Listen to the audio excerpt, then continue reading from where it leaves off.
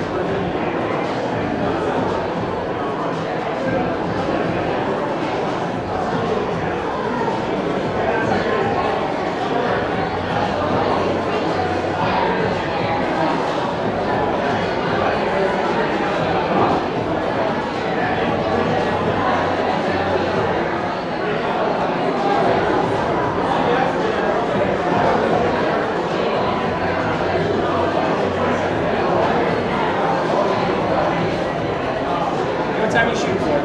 What's that? What time are you shooting for? I don't know. Not my event, man. Huh? Not my event. Oh, who's running? Colby, probably.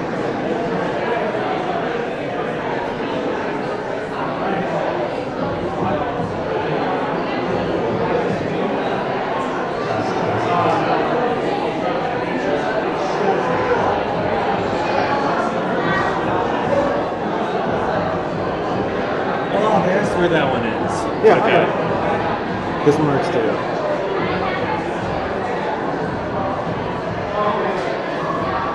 So did you want to do an official test? Because we have to turn the music off. I just tested this one. It should work.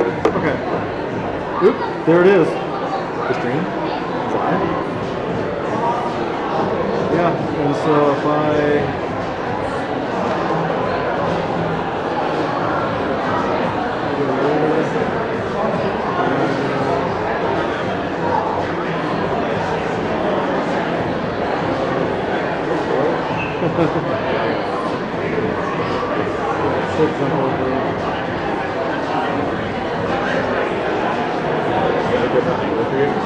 I don't know, you tell me. I think so.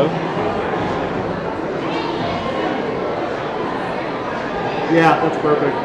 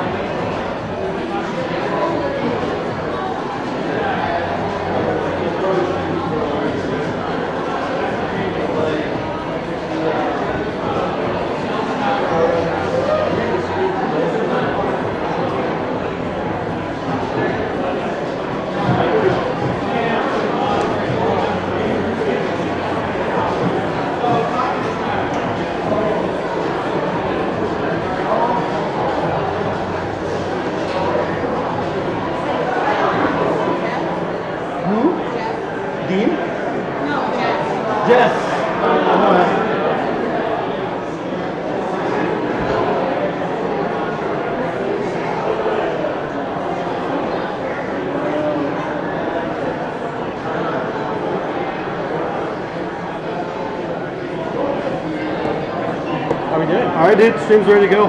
Send it out to your kids. Yeah, send the link.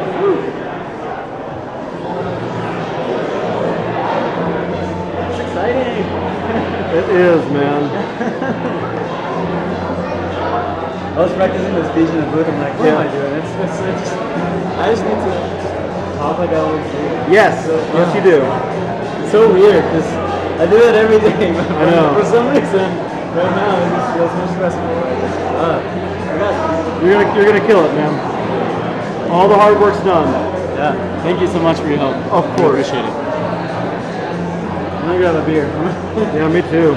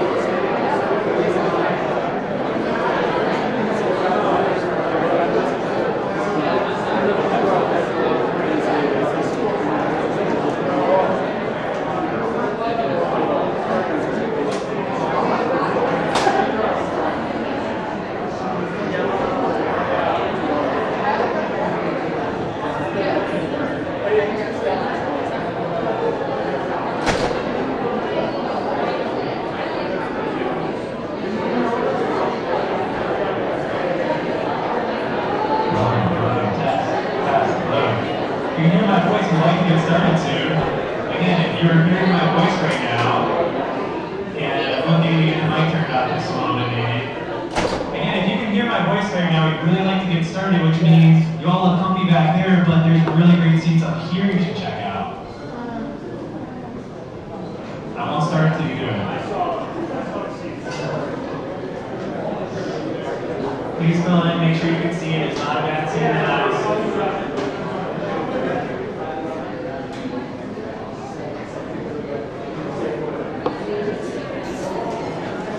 You ready? You got this, man.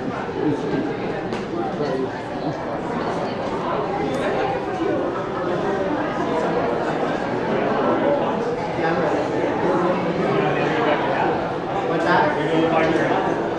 I'm sure we'll be able to find. Yeah, my presentation. I think it's on the same time we should be. Oh, so the microphone's wireless? Yes. Oh. Yeah, we jumped over. I like being able to move around. Good. Grab a snack, don't find a seat up front, make sure you can see.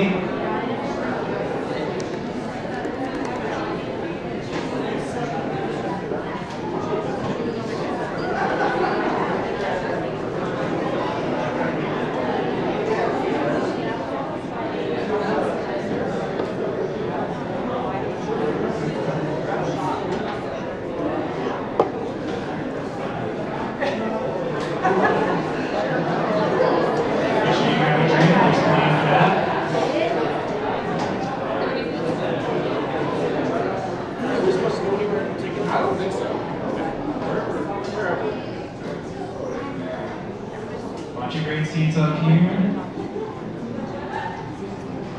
Awesome. You know you are, you're not going to do it, that's fine. Cool.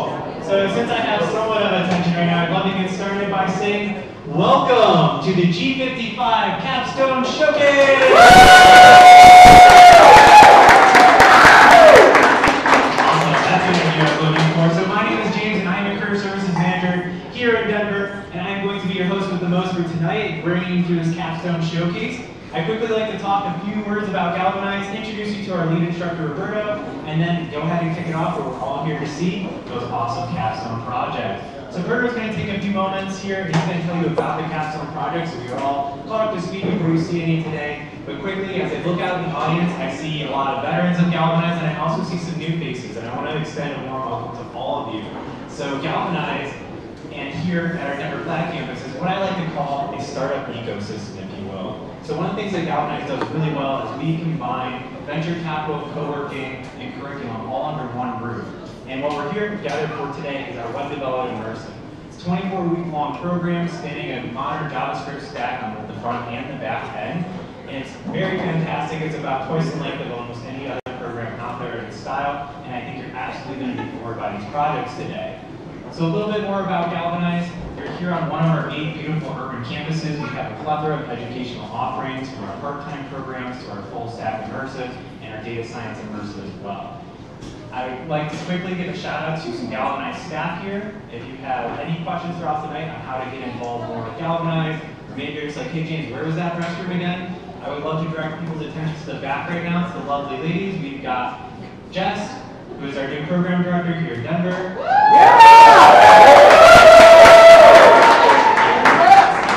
We've got Colby behind the bar with the entire Gather staff. If you have any questions about the catering, how to get into your event, or how to get involved, please see them. You're going to see some instructor staff here. And basically anyone wearing some Galvanize stuff, you can probably ask them a question or two. So that's great. So without further ado, I'm going to hand it off to Roberto. He's going to talk quickly about this cohort, some of the trials and tribulations they've gone through to this point to get to here, talk about what the Capstone project is, and then let's just dive right into it. Throughout the night, we will have some breaks. I believe it's about 9 presentations and then a break. We'll let you know when that is, and then you can get up, refresh your drink, grab a snack. The restrooms are all the way down on the left. If you see those orange doors, just hang the left and we're there. So, without further ado, come on up here, Roberto.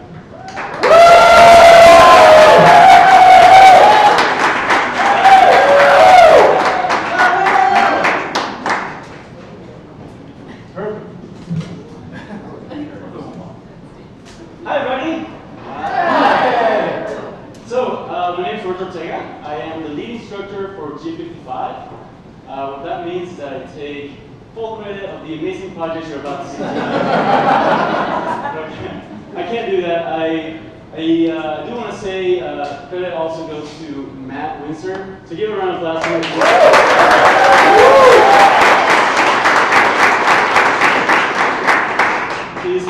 He's the other instructor with G55 for making everything happen. And of course, all the other galvanizers, Kyle, Ken, Chad, Peter, all the galvanizers that took part, James, Jazz, thank you so much for making this co-work happen. And with that said, I still want to just give full credit to everything you're going to see here to the students. Today is about them and all the hard work that they've done. So I'm not going to talk about much of their experience through it. Just know that it was really hard, it was a lot of work. And I'm sure as family and friends, you guys know this. What I do want to talk about is what you're about to see. What is a capstone, really? What is it that, why should you be excited for this? Because I'm excited, because you should be excited too. So a capstone is a 2-week project, more like a week and a half really, by the time you get to build it. It's a 2-week project that encompasses everything they learned through the 6 months program. So it's a full stack application they have to build with the latest technologies. It includes a front end and back end and database, and if you don't know what that is, that's totally fine. What you should know, like more importantly, a capstone, it tells a story. It shows, it shows who they are as individuals. And, you see their background. We have students that came from, well, before they joined Galvanize, they were real estate agents, they were butchers, they were fathers, hopefully still fathers. But, but it shows their ambitions, it shows their creativity. Every single project that you're going to see includes the technology that we didn't teach, we didn't cover, and they went ahead and pursued that.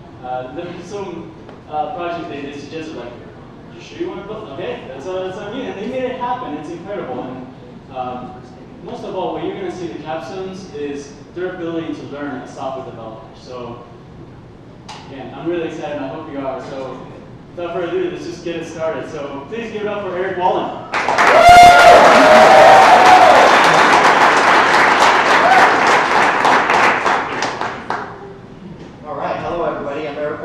Thank you so much for coming tonight. We really appreciate it. Bear with me a second. This is my computer, but they put it in full screen mode. Where's James at? How do you get it out of this thing?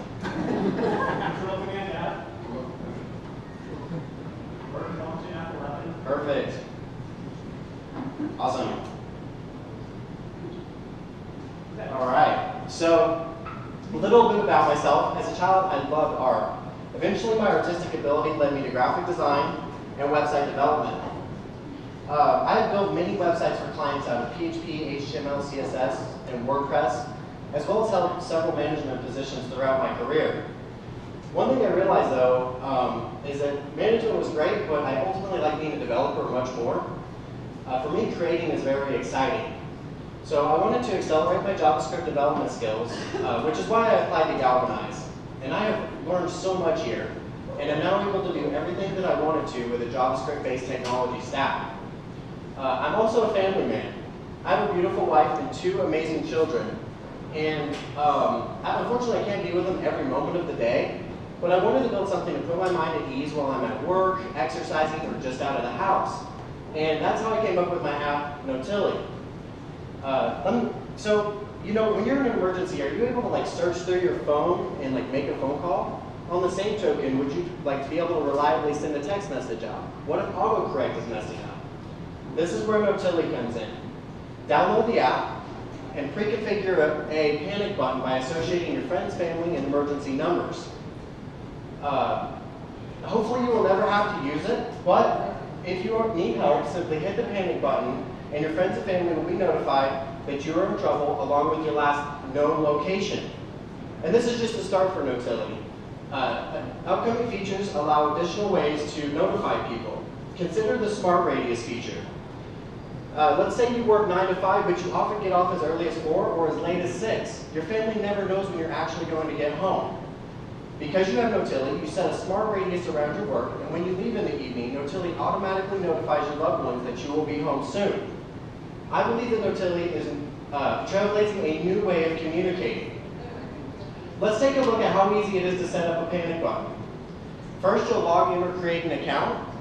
And then you'll add important people in your life. Usually that would be like mom, or let's say dad, maybe your husband or wife. I put in mom and dad here. This is my account. And hey, let's get an emergency contact in there. How about the police station? After that's added, all you need to do is make a button. And this was just going to be called family and emergency. You can separate those out if you wanted to. After that, you can associate names, and with that button, after it's all configured, all you have to do is push the button and everyone gets notified. So I hope you liked my app and could see the practical applications. Again, my app is Notilly and my name is Eric. If you have any questions for me or would like to get to know me better, or actually would even just like to hire me if there's any employers out there, please get in touch with me here tonight or through my contact information. I really appreciate it. Thanks.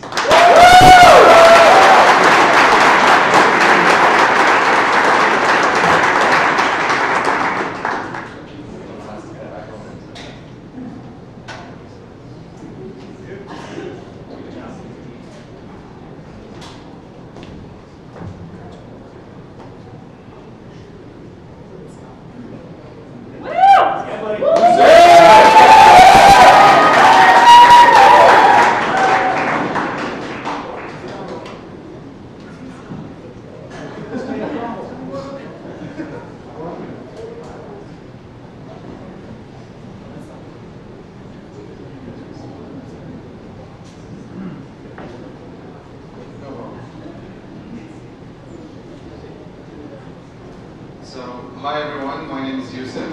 I am a full stack developer. Let me tell you a little bit about myself. So, I'm born, raised, and worked in Iraq. I have a bachelor's degree in computer engineering.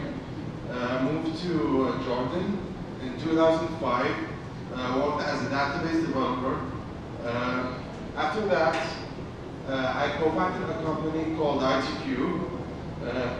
We built like small ERP software. In 2015, I moved to USA to build a better life for me and my family. And like most of my experience, like it's in backend, especially databases. So I went to Galvanize to learn the whole process of how to build a web application.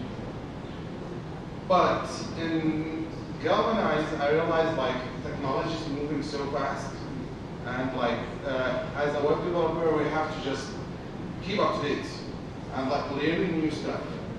Just keep learning the new technologies.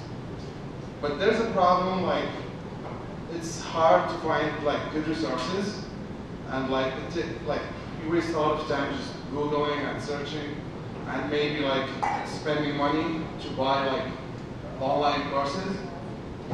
So I came up with an idea, and I built Trade Secret. Trade Secret allows you to trade your skills. So, and connect you to people that have particular skill sets that matches what you are looking for. So let's go to the demo. So first you sign up, add skills you can teach, skills you want to learn, upload an image, and then the web app will give you suggested people based on the skills you are looking for. So let's say now Sally wanna sign in. So she will see me, I am online. If you see the circle, the green circle, like, and if I go to my profile, I'll see now Sally, she's online. So send her a connect request. After that, Sally will receive a notification, go to my connections, accept my request. So now we are connected. So after that, like we can teach each other. Based on like, so start like, we can teach each other like, start the lesson. And the lesson is based on terms. So let's say now like Sally it's Sally's turn. So Sally will teach me Go. So she will start with the hello world, like it's the base, like it's the most simple code if you want to start to learn any language. So Sally sent me the lesson, now it's my turn. So I have to teach her C#. So I will do also the hello world. And if you do free backtext, we'll just snippet. So now let's say like I don't have any time. I have to go. So there's another feature like real-time messaging. So you send her like if you want to set another appointment like another time. So you send her like if you want to like she will respond, she will receive the message. And the other feature is all the lessons saved. So you can search for it, and like based on like the skill you want to search for, it will give you all the lessons based on this skill. So this is TradeScript, and technologies I use in the front end Angular, back end MongoDB, and Node.js. And I use Socket.io for the messaging and like the real-time notifications, and Amazon Web Services for the uploading the image. Yes, if you are interested or like want to use the app, just contact me or like with my information. Thank you.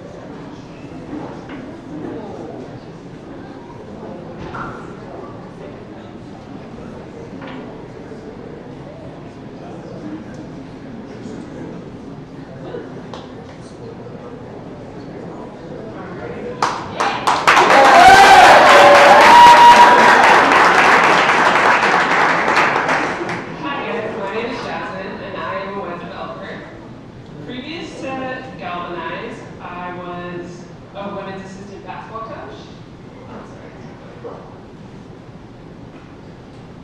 There we go. I was a women's assistant basketball coach, and I did this for about 3 years. And as an assistant coach, my responsibilities were to be in charge of team travel. And with this, I was in charge of feeding a team up to 20 to 25 people. And at times, I felt as though I was feeding a football team. With the way some of these female athletes could eat, it was quite impressive. With a show of hands, how many of you guys have you worked with a catering company? Good, a good amount of you. And as we all know, it can be a tedious process, going back and forth, trying to figure out the logistics of the catering and just trying to find locations and times. Well, I partnered up with Yafa Savory, and they are a Mediterranean cafe and catering company. And they experience the same issues. Going into the company's point of view, they experience everything that they have to do by hand in terms of keeping track of the payment, keeping track of the orders, where the location and everything is. As you can tell, that's a little tedious as well. So we decided to come up with an automated quote system, which is a more efficient way for everyone to work around and work with. Let's get into the demo. So I'm going to show you two different websites. I'm going to show you the user's website, which is this one right here, and then I'm going to show you the administrative website. So as you click on it, you'll be able to see all the inputs that you need for a catering company of what you want. We sped that up, it's a little big. And then we'll switch it up to the admin side. So this is the second website, what you're going to see if you work in the company. You'll be able to log in, go to your quotes. You'll see your quotes for the day. And you can go through them to see which ones are new, which ones are pending, in progress, and you'll be able to edit and delete them. We'll click on the first one, and you will be able to edit any input that they have to make any corrections.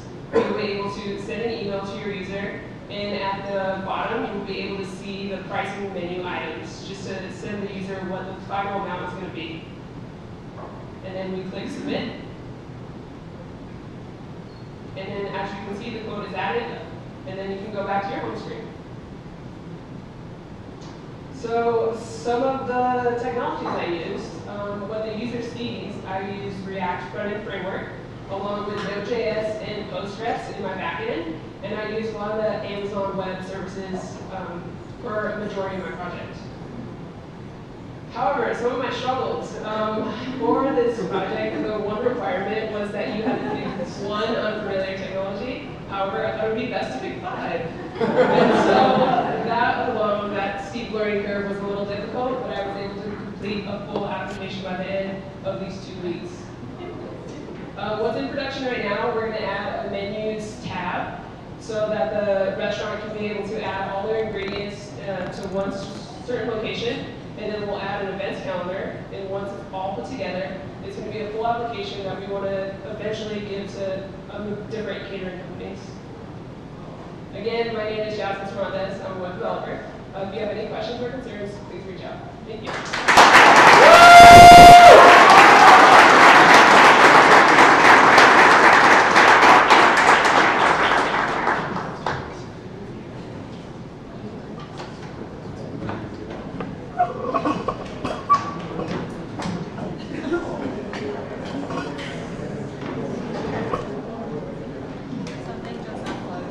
Oh, that's fine. The red one.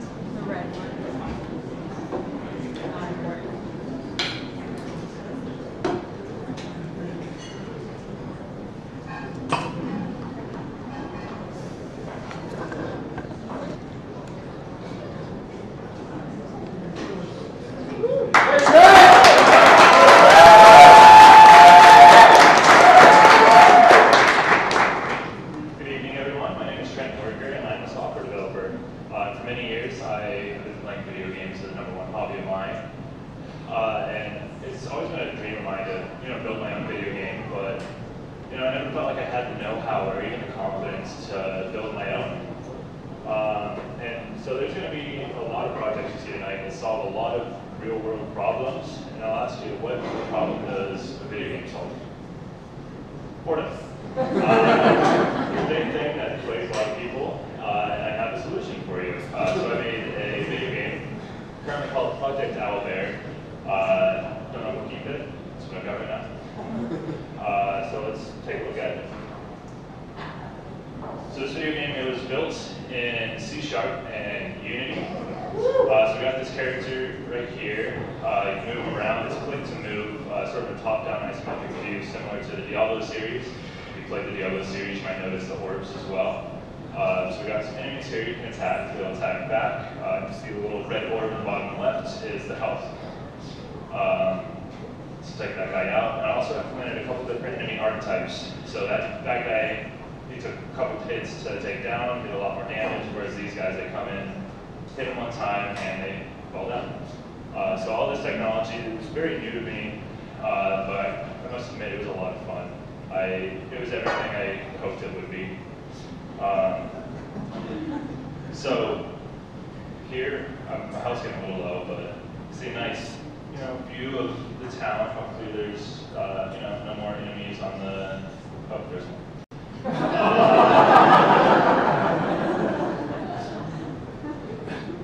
All right. So some things that I'd like to add to this in the future. I'd like to have a full storyline. Role-playing games have always been a passion of mine. I've loved them quite a bit. Dungeons and Dragons is a big hobby of mine. And I love just being immersed and getting into the story of whatever video game I'm playing. On top of that, I like to have an open world where you can go explore, just do whatever you want. If you want to go here, do that, whatever. I like to have a weapon system where, like in most games, you see a weapon laying on the ground. Oh, you go pick that up, try it out, see if you like that, see if it's better than the old one. As well as adding some abilities, similar to the Diablo series, have like special abilities that will attack all the enemies in an area, or a healing ability, something like that. So that was my presentation. My name is Trent Worker, and this has been Project Owlbear.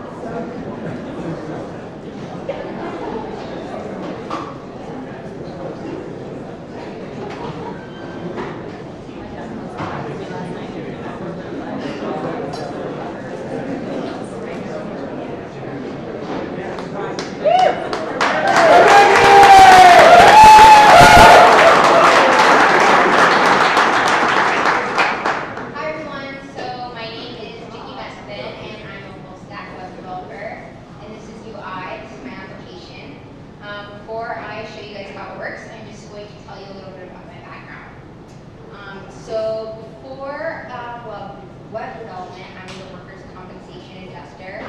I helped people with claims whenever they were injured on the job.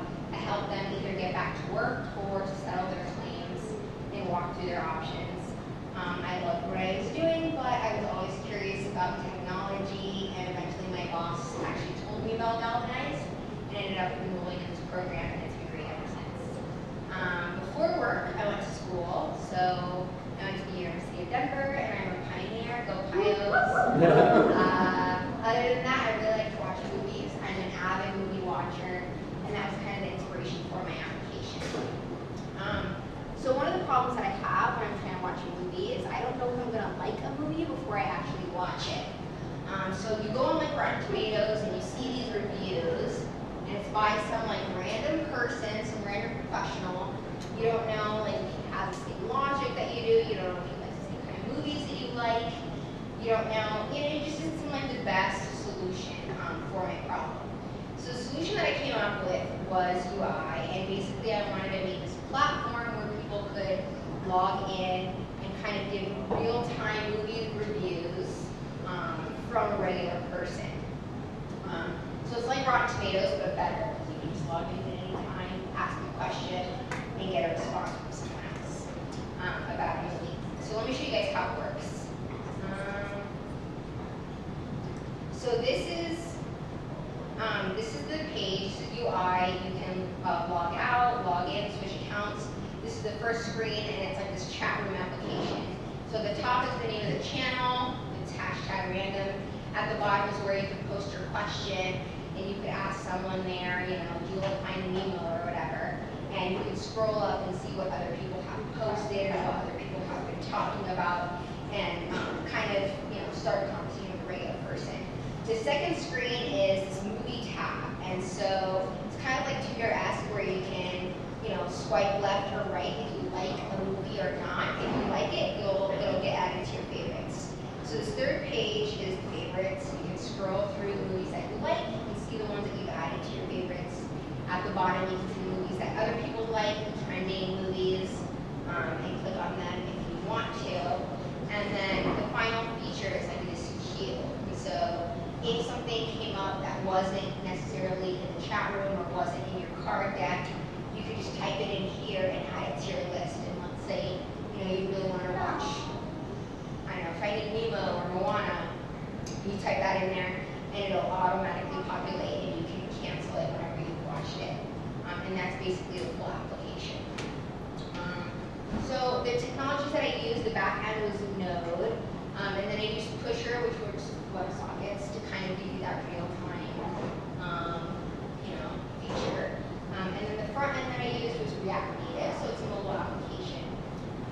For the future, I think it'd be cool to add like more features to the channel part, to the chat room part of it. You know, like have channels that you can log in and be like, you know, I want to do hashtag Find Nemo or something like that, and everyone that also entered that can log in and talk about that. So this is my website. If you guys want to check out the other projects that I've done, this is where you can find that, and then my other stuff is also linked here as well. If you guys just want to talk about my project and what you like, what you didn't like, or you know what your favorite movie is, I'd love to hear about it. And that is it. Thank you guys.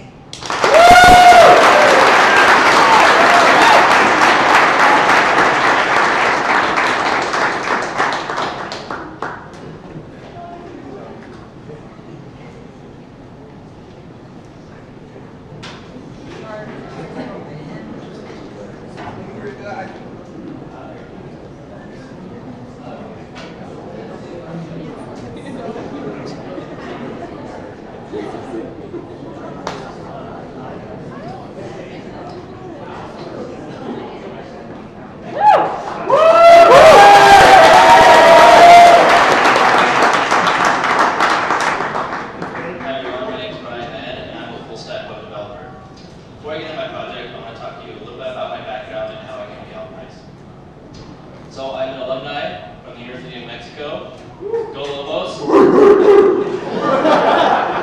I moved to Colorado 5 years ago, and I was an operations manager in my previous life.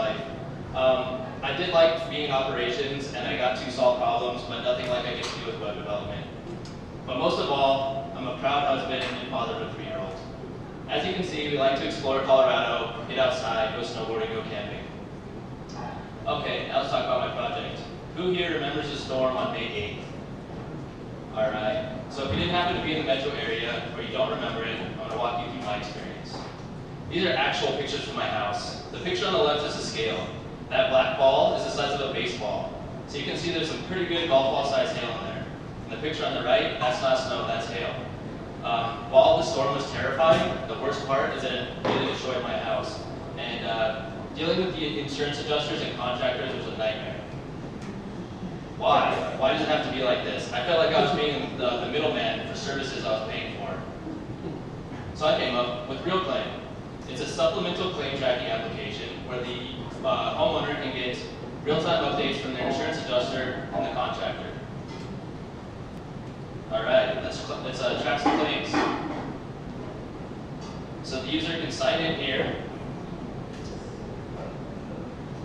and I'm going to add my supplemental claim. So this is for my roof. The hail obviously destroyed my roof. Initially, they gave me a $15,000 estimate with a $15,000 value. So I'm going to send it over to my contractor to make sure they didn't miss any work. I'm going to enter my address, and I'm going to put in my adjuster and contractor. So I'm going to submit it into the system. There it is. Now my contractor can go in into the website, and it should be the first claim in his queue.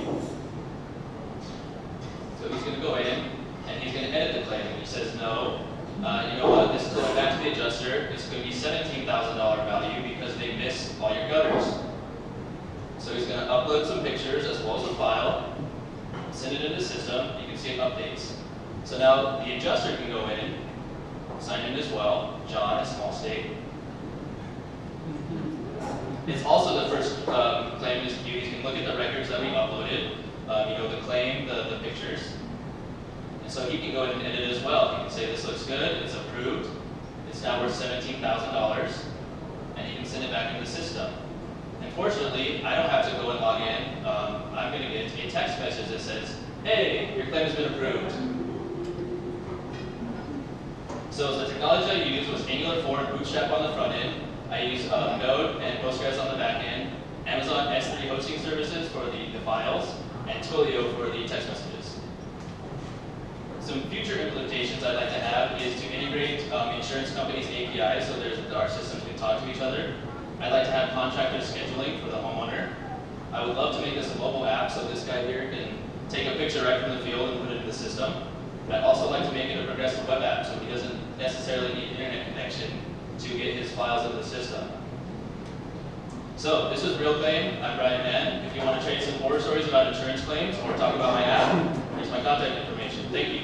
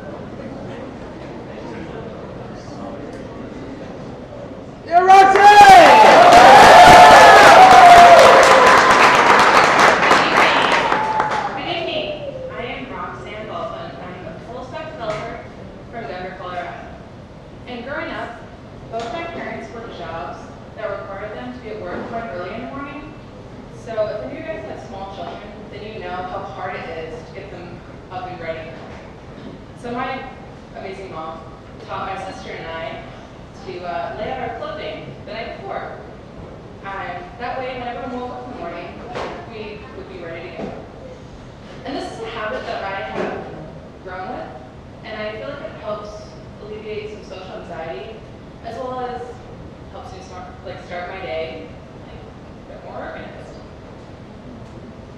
I'm sure we've all had that moment.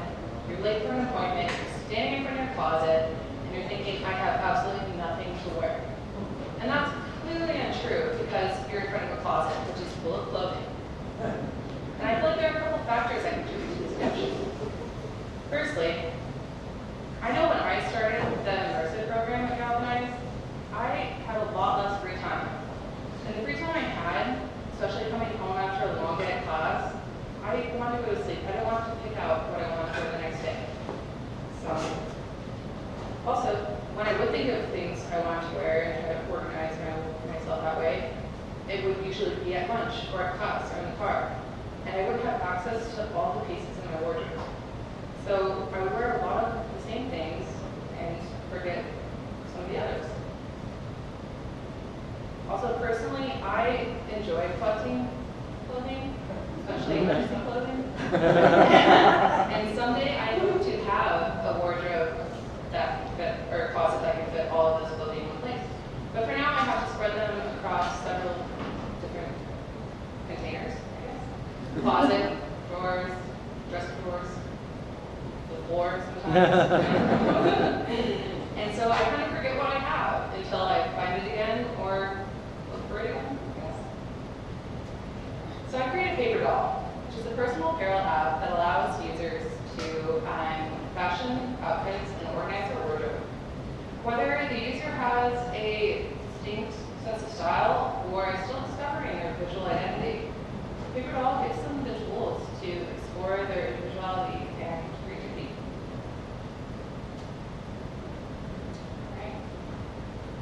So, after the logger signs up, after the user logs in and signs up, they have the option to add clothing to their closet. And all that takes is giving me a unique name. I choose to use a brand name just because that's how I can organize things. And also one of the 4 types, which I will explain later, and an image URL. From there, they can access their clothing in one unique place and just enter the day that they want to say that outfit to. Currently, Paper Doll has 7 days to store outfits to, as well as 4 different types, which are tops, lowers, one piece, and bottoms. Which, for me, I felt like that was the best way to simplistically organize the closet. Also with days, I found that, sometimes you have more free time one day than another. So if I have time to plan 2 outfits or whatever, then I can do that. And then once you go to your outfit schedule where your chosen images were saved to, you will see that your outfit is stored. So, in order to build Paper Doll, on the back end, I use Postgres, Connects, and Node.js.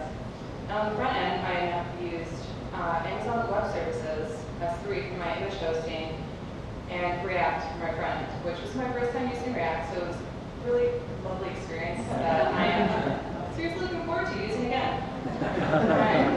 For styling, I use Post, CSS, and LostGrid, and then to connect those to React, I use Sculpt. And for all branding and styling, I used Adobe Illustrator and Photoshop, part of the Adobe CS5. In the future, I would love to implement Paper Doll with blockchaining in order to kind of promote people to donate rather than just forget or lose or burn their clothing that they don't wear. Also, I'm going to add more options to sort by, such as seasonal, time of day, accessories, and eventually really start a conversation with multiple fashion platforms such as Lookbook, MU, or even Nordstrom. Thank you guys so much for coming, and if anyone has any questions about Paper Doll or wants to talk to me, just approach me after the presentations. Thank you.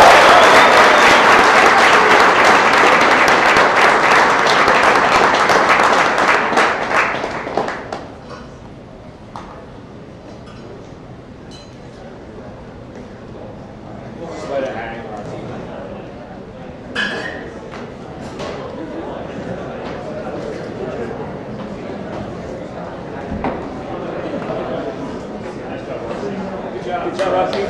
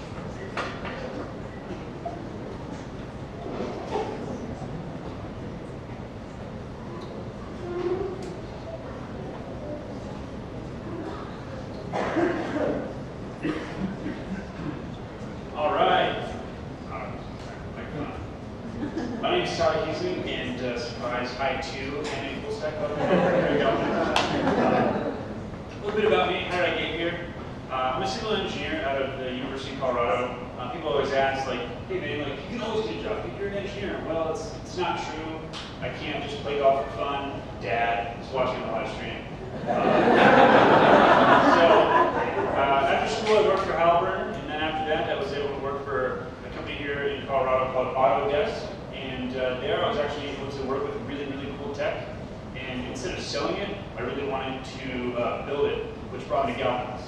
So, in my spare time, I'm a loving father to a beautiful 7-month-old chicken named Tammy Guterman. And also, I am a competitive softball player, which brings me to Rob. And this is his story. Rob, by day, he's a corporate account manager. But by Tuesday night, Rob is the captain of the Legends of the Hidden Temple. Now you see, Rob, he's a meticulous stat taker. And after every game, he has to drive home every night, get on his laptop, go on Excel, which crashes on Mac every 5 minutes, and then he has to make a Facebook post about it. But what if we could simplify that? That's where Batter Up comes in. Now, Rob's just out the field, he's got it right in the palm of his hand, he can track the stats, and he can set the roster right there. And the early reviews are saying, it's still in beta, that Batter Up is a real home run. So, let's move on to the demo.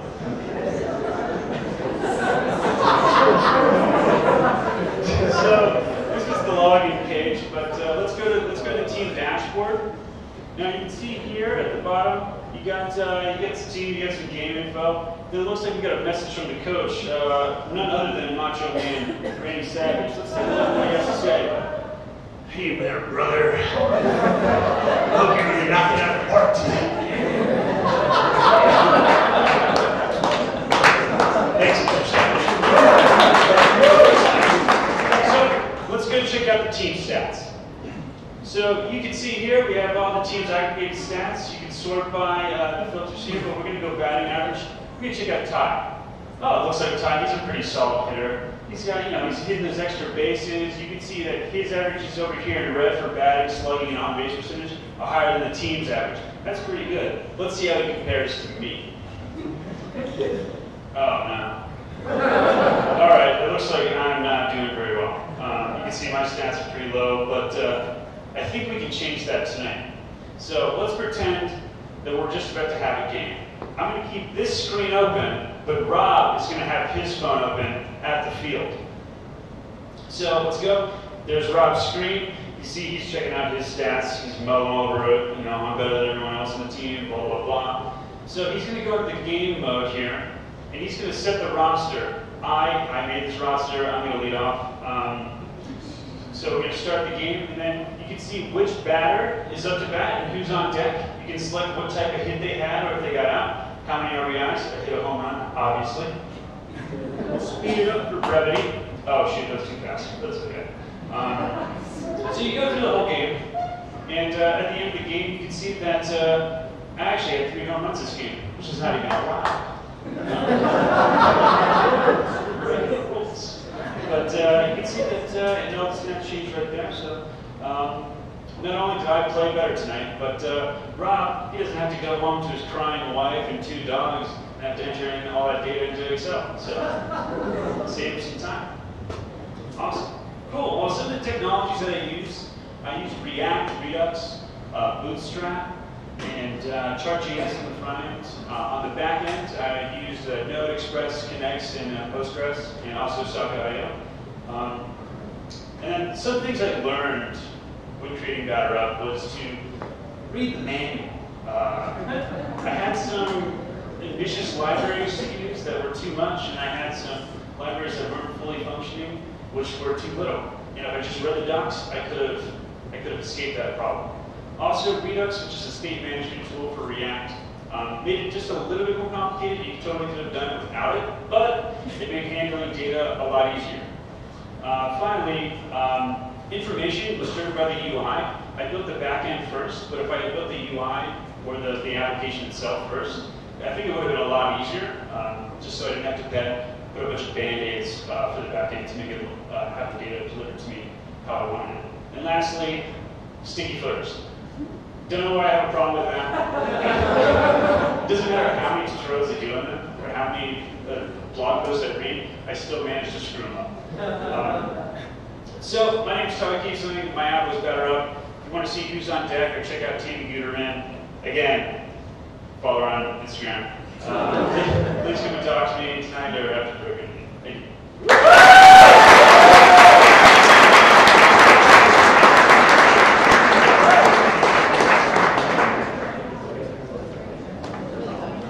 Awesome. So right now, I'd love to have your attention. We're going to take a short break, but I have a quick announcement to make. Actually, a few quick ones. So the first one is we still have a few refreshments back. Please take advantage of this moment. It's going to be a short break. I have pretty much 6:30 on the dot, and I'd like to get started by 6:40 if possible. So the restrooms are down there, the refreshments are there, but I'd like to also give a special shout out to Latzer, who's in the audience right now, and Galvanize alumni and instructor alumni. You might have noticed there's some crazy contraption over here. It's the Giffatron. So if you'd like to make your own GIF image, you can go check it out. The instructions are there, and it seems rather simple. Seems like a fun thing to do on your break right now. So again, we're going to be taking a very quick 10-minute break stop. I will be rounding you back up here shortly. Thank you.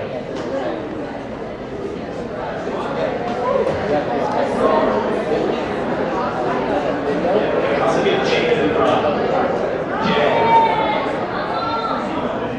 Your name is Jay, you're presenting next up to the front.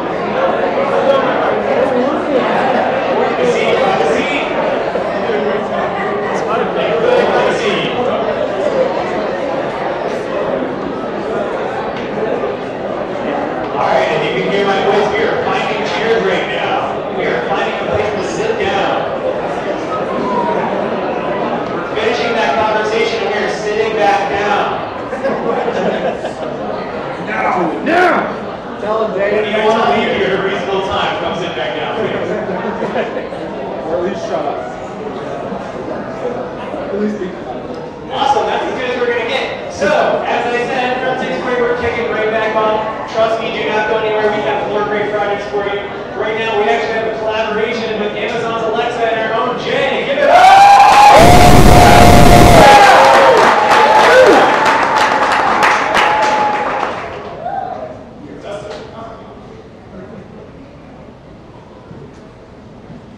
Come on. Yeah. Hi, my name is Jay. I'm a full-stack JavaScript developer at Galvanize. So before I started here, I was born and raised in Colorado. I went to CU, Go Buffs, as an undergrad. But during that time, I was working for an online grocery startup called Organize. My capacity there was in agri technology. That's kind of where I started getting interested in it. And I also got really interested in cooking. Organize, we got a lot of produce coming through, and I just decided to get into keep my interest in cooking. It's healthier, it's cheaper, and you know what you put in. So if you're like me, some of the problems you run into when you cook meals is, do I have what I need at home to make dinner? Do I need to hit the grocery store before I get home?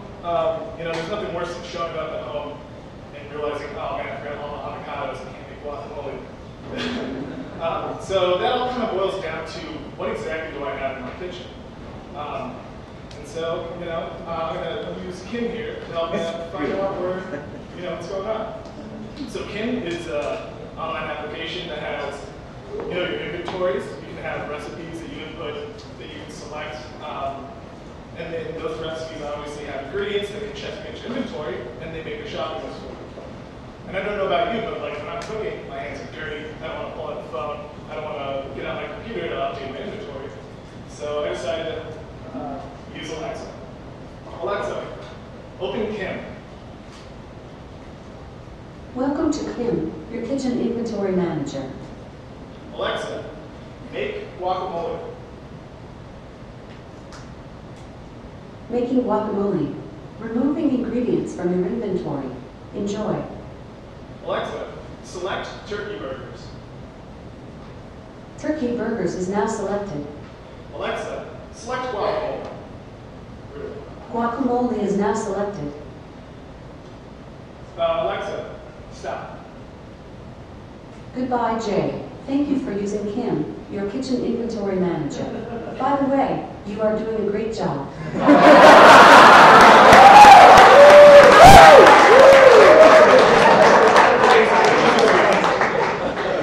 So, as you can see, the inventory over here on the left is updated. Avocados are now out for making guacamole. Don't have ground turkey for turkey burgers, which I decided to make. So, I hit the little button, it makes my shopping list. So on my way home, I know exactly what I need to pick up when I get back. So what I use to make this app were obviously the Alexa and the Lambda, which basically is like its brain, using Node.js. And then for the front end, I use Ember, and for the database, I use Postgres. For the future, I'd like to make this into a Play Store app, so like a native app on your phone. I'd also like to get it integrated with the Alexa skill store, and maybe add some data visualization for maybe calories or food waste, and then add some features like send you a text message with your shopping list. That's it. My name's Jay. That was Kim. If you need to talk to me afterwards, I'll be around. Thanks.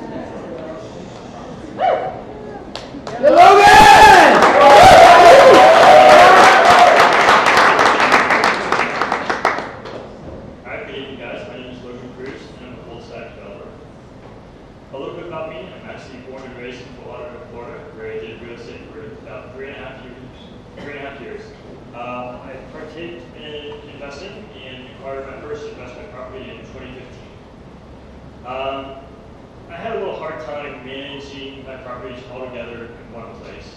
So with Galvanize help, I kind of made a little app called TLC. So Tenant Landlord Communications allows you to notify the tenant, do a little rent control along with document uploads.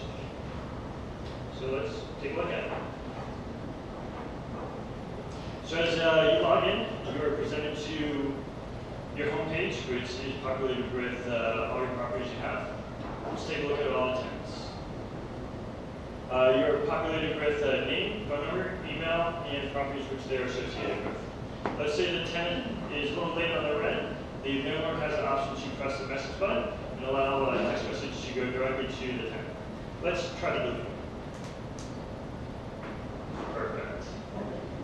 All right, go back to properties. We're going to delete a property, and let's add one. Let's go 1644 Platt Street. Unit 01. Zip code 80202. Let's say 30,000, give or take. Probably a little bit more. And there.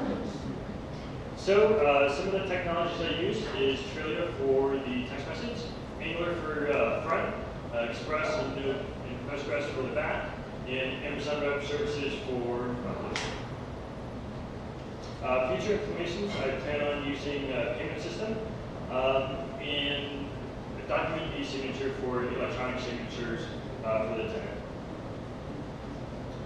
So if you have any questions or if you're looking for a little bit of TLC, feel free to contact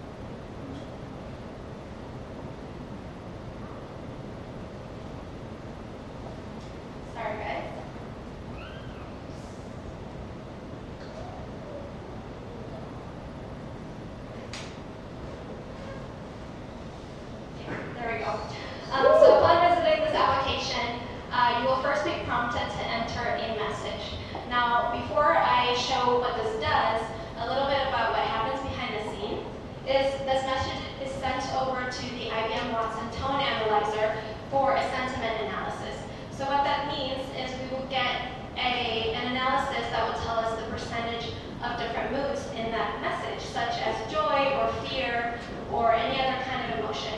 And based on that response, the application will run an algorithm to determine the most appropriate colors and represent that in a unique abstract image. So let's take a look at that in action. Here, for my first example, I have a very straightforward phrase, which reads, "I am confident that we will figure this out in time."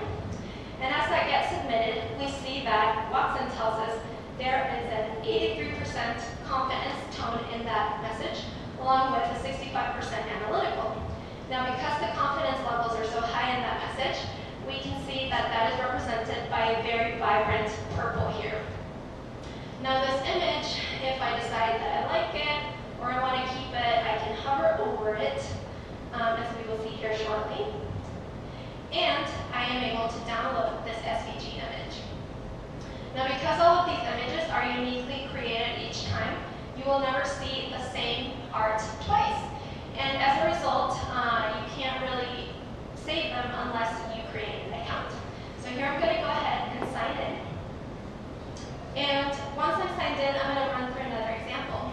And this is something I hear people talk about all the time, which is I'm so frustrated with the traffic here in Denver lately. I'm sure some people can relate. And Watson tells us that there is a lot of anger in that statement. And as a result, we get this very fiery red abstract image. But luckily, now that I'm logged in, I can still obviously download it like before, but I have the ability to go ahead and save this to my account. So I'll click the save button there, give it a name of my choosing, and once I'm done typing that in and save it again, it's now saved to my account. So let's go ahead and double check that happened as intended. So I'll go to the top and I hit my save link at the top, and I can see that my image is right there, along with others that I've saved previously. Now that I have these saved, I can download them as many times as I want in the future. So if we go back, I just want to go through one more example, just because I want to. And let's try this one. It says, "I'm so excited to start my new career as a web developer." And we'll see what Watson says. Luckily, as expected, there's a lot of joy, and we get this very happy image. And because I want to be a very good and successful web developer, of course, I made sure that this application is completely responsive, so it will adjust to any kind of device for use. So that's it for now. And so I had a lot of fun building this project. Let me just get back to my slide. On the front end, I used Vue.js for my main front end framework, along with an SVG library to create all of the colors and shapes in the art. And in the back end, of course, the tone analyzer from Watson. And I decided to use a new programming language just to explore something new. So I built my server with Python and Flask. Again, that was MoodPix. My name is Maria Mata. And if you would like to learn more, please visit my site at mjmata.com.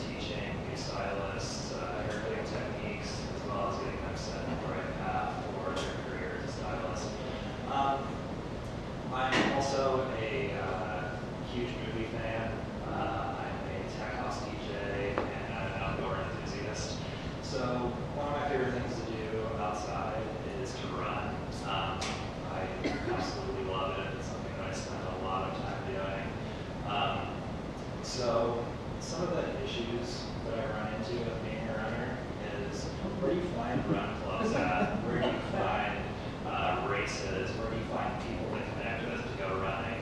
So I came up with the Run Hub. So the idea behind the Run Hub is it's a platform for people to log in and they can show upcoming events. They can add those events to their calendar. They can see the route for the run, and they can also connect with other runners that are using the application. So to give you guys a little bit on how it works, show this. All right, so I'm going to log in. I see my home page. I don't have any events, so I'm going to go ahead and create one. So I'm creating one to go ahead and run one of my favorite trails and events. So you put all the information in about the run. You're going to submit it. You're going to head back to the events page where you can see the run that you just created, as well as runs that other people have created. So my buddy Mark is hosting an event at Centennial Cone, which I want to get into, so I'm going to go ahead and add that. And then going farther down that list, I'm seeing a run club, which sounds like a great time, so I'm going to go ahead and get in on that. So I'm going to head home, and on my schedule you can see the 3 runs that I just chose, the one I created, the one that my buddy Mark is hosting, as well as the Run Club Bergen Peak. But it turns out that Centennial Cone, that time doesn't work for me, so I'm going to go ahead and get rid of that. So that's essentially how the application works. As far as technologies are concerned, I use Node, Express, Connects, and Postgres for my backend. And I was really excited to build a mobile application, but I've never worked with React before, so I used React Native to build the front end of the application. That was Run Hub, and if you want to get in contact with me, this is my contact information, and if you want to talk or go for a run sometime, get at me. Thank you so much.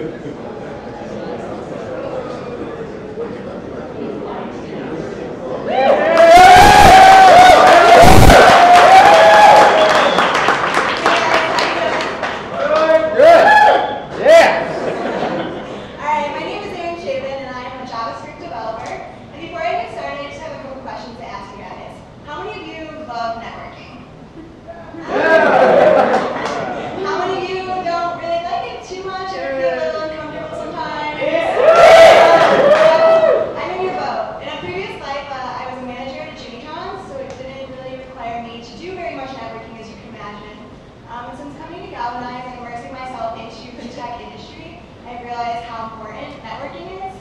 And so I come to you guys with Network Up. It's my solution to the networking issue that I have, which is just getting out there and just embracing the whole process.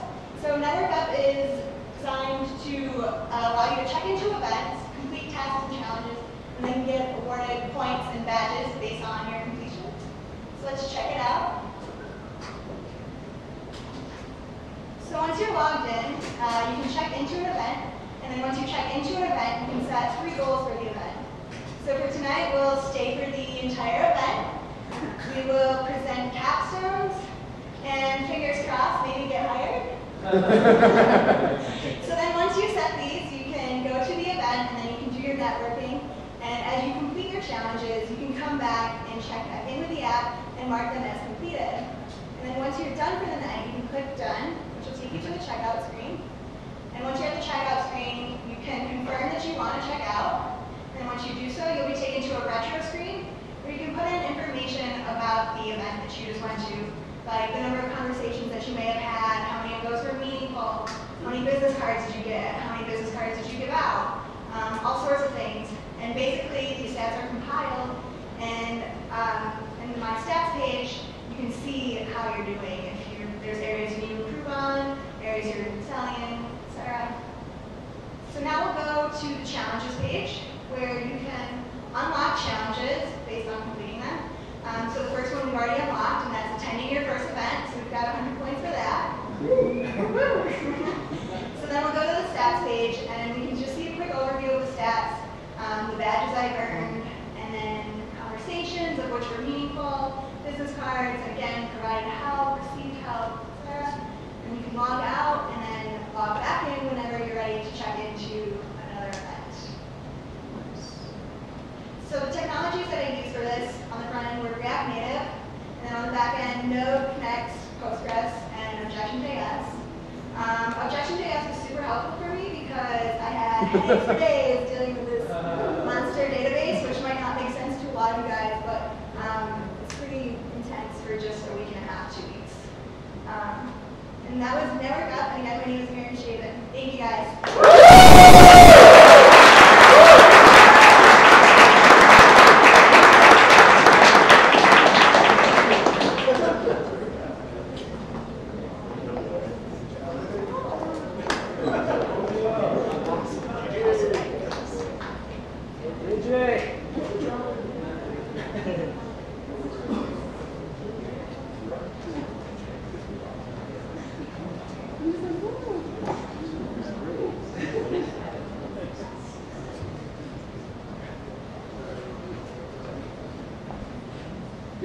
Hi, before I start this presentation, I want to say hi to my family.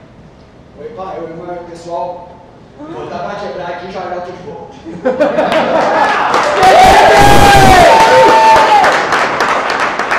Hi, my name is José Júlio. People near you know me as JJ, and I'm a full-stack web developer.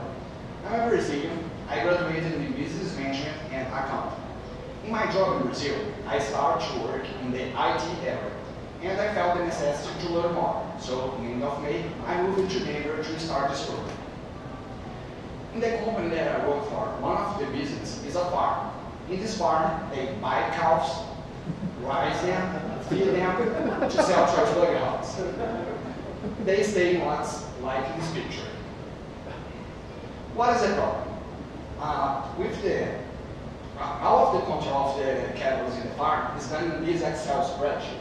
And with the time and amount of data, this became a big mess. So I've created this desktop application called Cattle Control. Let's see the demo. After logging on menu, you have 3 options. The first one is cattle. You can see all your cattle inventory, create a new one, and also see more information about the specific one. In the weight, you can update the weight about the specific one, put in the ID, the weight, the date, and it's updated. And this is possible even when you are in the field, because this is a desktop application. And in the report section is where the staff can see all the important information about the cattle to make a better decision. They can filter by weight and also sorting by weight or weight gain. The technologies that I used were Bootstrap and Angular at the front end, Node.js, Postgres, Kinect, and Express at the back end, and also Electron to make this a desktop application, because on the farm, the internet access is limited. The filter of this application is implementing the control of the purchase, sales, depth, and ratio. So, this was Cattle Control. I'm José Júlio. Obrigado.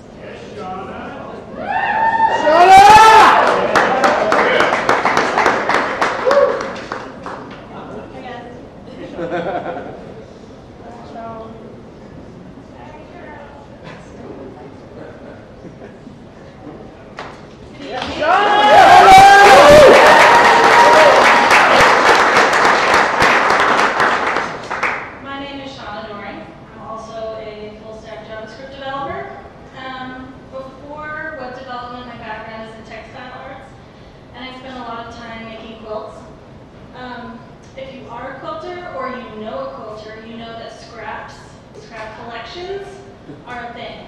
So, here's my scrap pile. My cat BB is on top of it for some scale. After quilting for like 10 years, which means collecting scraps also for 10 years, I kind of got tired of dealing with them, moving them every year whenever I move. So I created this super awesome game on flashcards for myself, mostly to like push my design possibilities and also to use my scraps intentionally, I guess. So the problem with the cards is that there's only one copy. I have them, and it's hard to share. So I created a creative block. If you're a quilter wanting to finally address your scrap pile, or maybe a new quilter who has a collection of fabric from the thrift store or something, you can click on Get Started. This will walk you through how to gather your piles and do stuff with them to make awesome quilts. You can also visit the cards here. So this is just prompts that are built in. You can shuffle the cards anytime you want. It's not working, which is awesome. Okay, so you can shuffle as many times as you want. Anytime you find something you're interested in, you can go ahead and use this as a prompt for your project. So that's that. How I made this, I'm going to talk to you about a couple things. I used Vue.js on the front end and also learned Amazon S3 for image hosting. I chose these things because they make my app easily scalable, which means that as my community grows, also my app can grow fairly easily. So that's awesome. What's next? I want to implement profiles for people. This is a sample profile for Bob, the quilter. It's a sample profile, but Bob is real. He's also a quilter. He's also here, so if you see him, make sure you say hi. So on the profile, you can see a current project, maybe something that's interesting that Bob is working on. You can also see finished projects here that he's already made, which is cool. I also want to implement that users can share with each other, because the ultimate goal of this app is to create a community for quilters where they share design ideas and inspiration. So that's Creative Block. Please visit.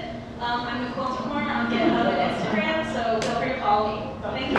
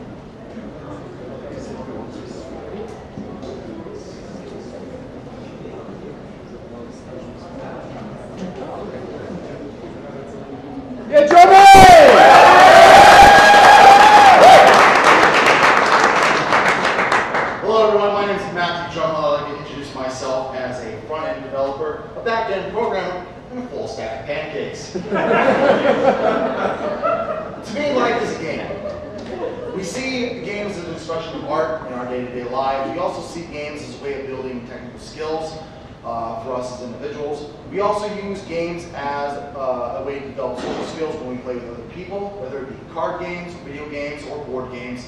And as course, team building exercises usually use some amount of game-related to develop teams.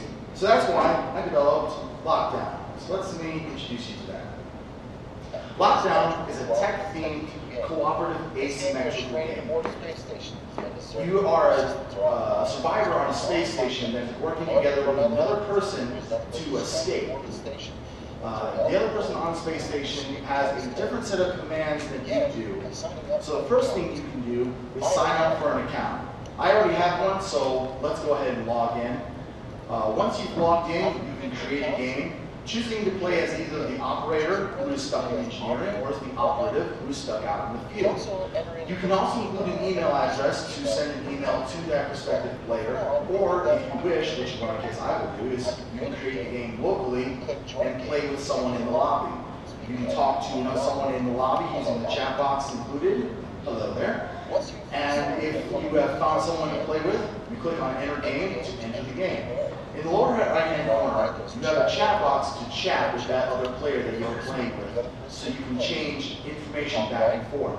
In the upper right-hand corner, you have a list of instructions to help you start off in the game to understand what obstacle you're trying to overcome. In the left-hand corner, you have a mock CLI platform that allows you to discover information, pull information from a mock server in order to help the other player and yourself escape the space station. I'd like to highlight a lot of the technologies that I use for this. I use the affectionately named Rodent Stack, which uses Ember on the front end and Galvanize on the back end. It's not that funny to show. Of course, use with Ember, of course, is Handlebars, which is a wonderful platform that I fall in love with. We also use Mongo on the back end, or MGO or Mango for database as a non-relational database. We use WebSockets to use chatbots, but also to create dynamic persistent data for when one person creates a game, it persists to another person's view.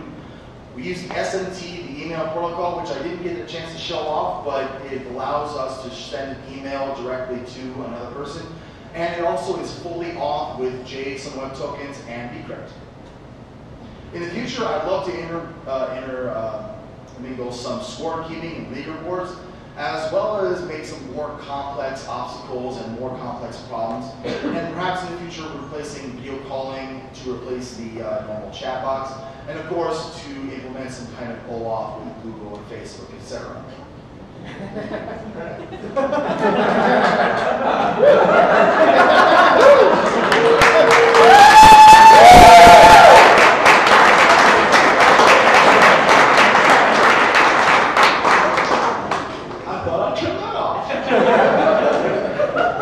Anyway, you can find my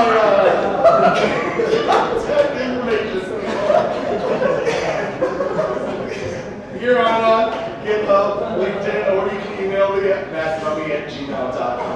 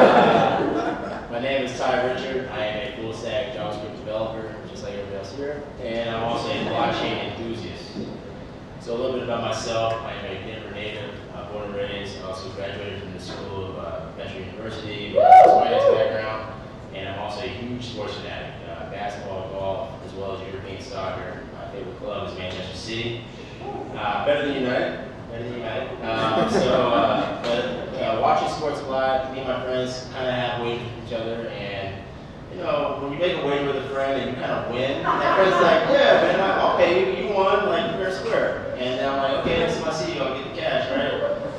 Yeah, okay, for sure. And I'm like trying to grab dollars that are just not there, you know. So I've been having an issue with some of my friends, so I try to resolve that issue, and I created BetBlock.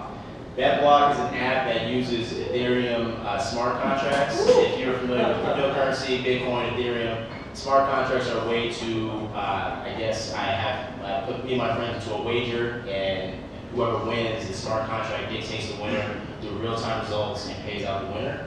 I created my own digital currency called Thai Bucks. And so when you enter the bet, you're able to facilitate that wager. So going into the demo here, you're able to log in using your unique login password email. And so once you're able to get in, you're able to see bets that you have made.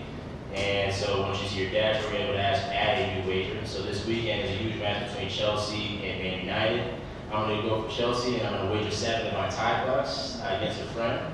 And if you have an Ethereum wallet, it sends you a notification through the smart contract that you're able to accept that wager. And the results will be posted, obviously, after Sunday, but the smart contract will pay out to whoever wins that wager on Monday. So, moving forward, technologies that I have used in this project, technologies that I was not taught, I decided to pursue on my own. I chose React with Redux, as well as using Ethereum blockchain technology with Solidity smart contracting language. Future implementations with the app, I'd love to have some WebSocket integration to kind of smack talk, friends, especially United fans, and also add more sports, so like American sports like football, NBA, NHL, things like that. Again, my name is Ty Richard. This is BatBlock. If you want to talk to me about any blockchain stuff, sports, especially golf, I'm your guy. So feel free to reach out. Thank you so much for being here.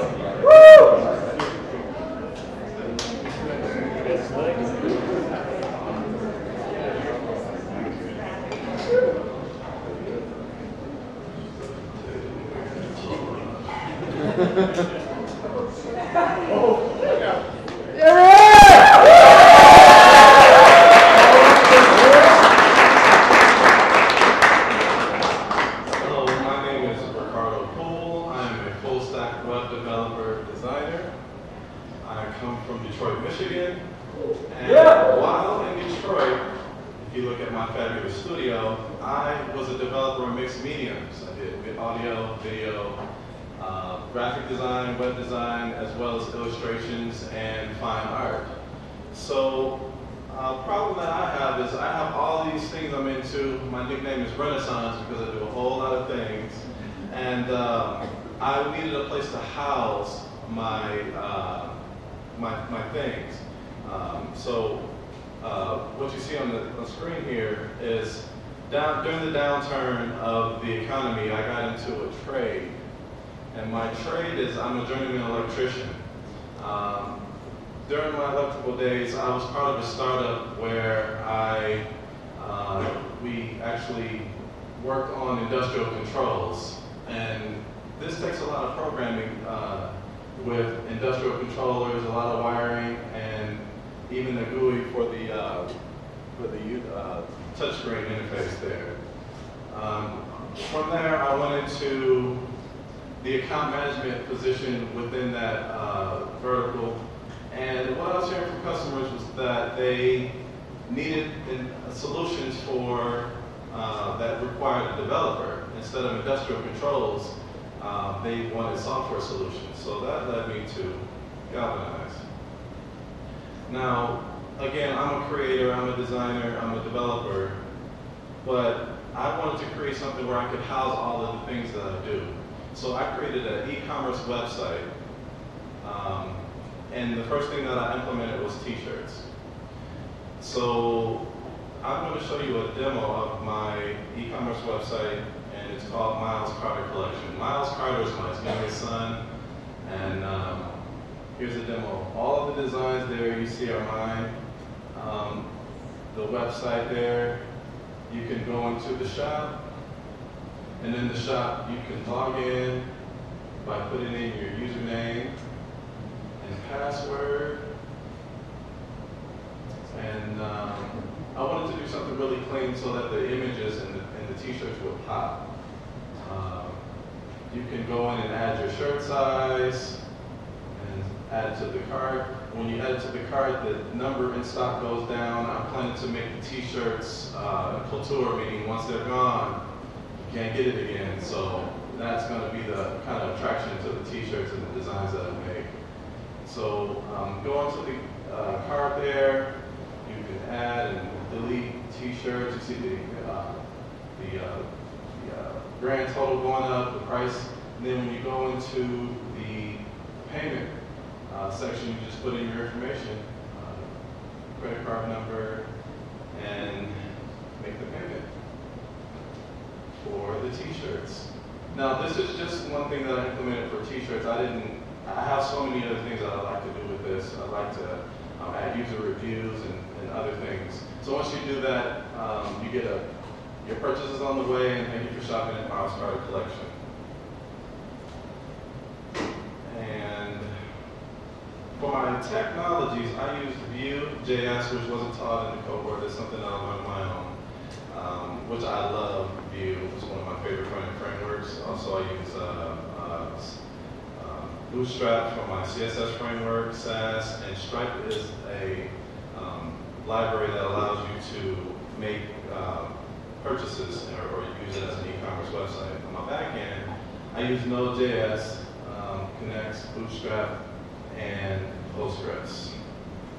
And thank you for looking at my e-commerce website. Hopefully you guys will buy some of the t-shirts or hire me as a developer. So here's my contact information, and my portfolio for all my other things is rpool.org. Thank you very much.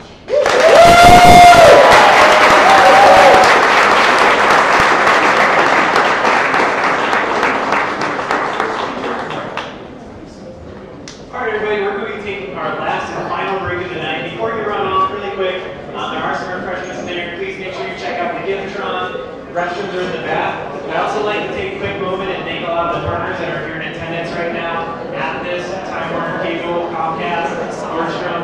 Thank you for your participation, and we'll try to be back at 7:30. Thank you.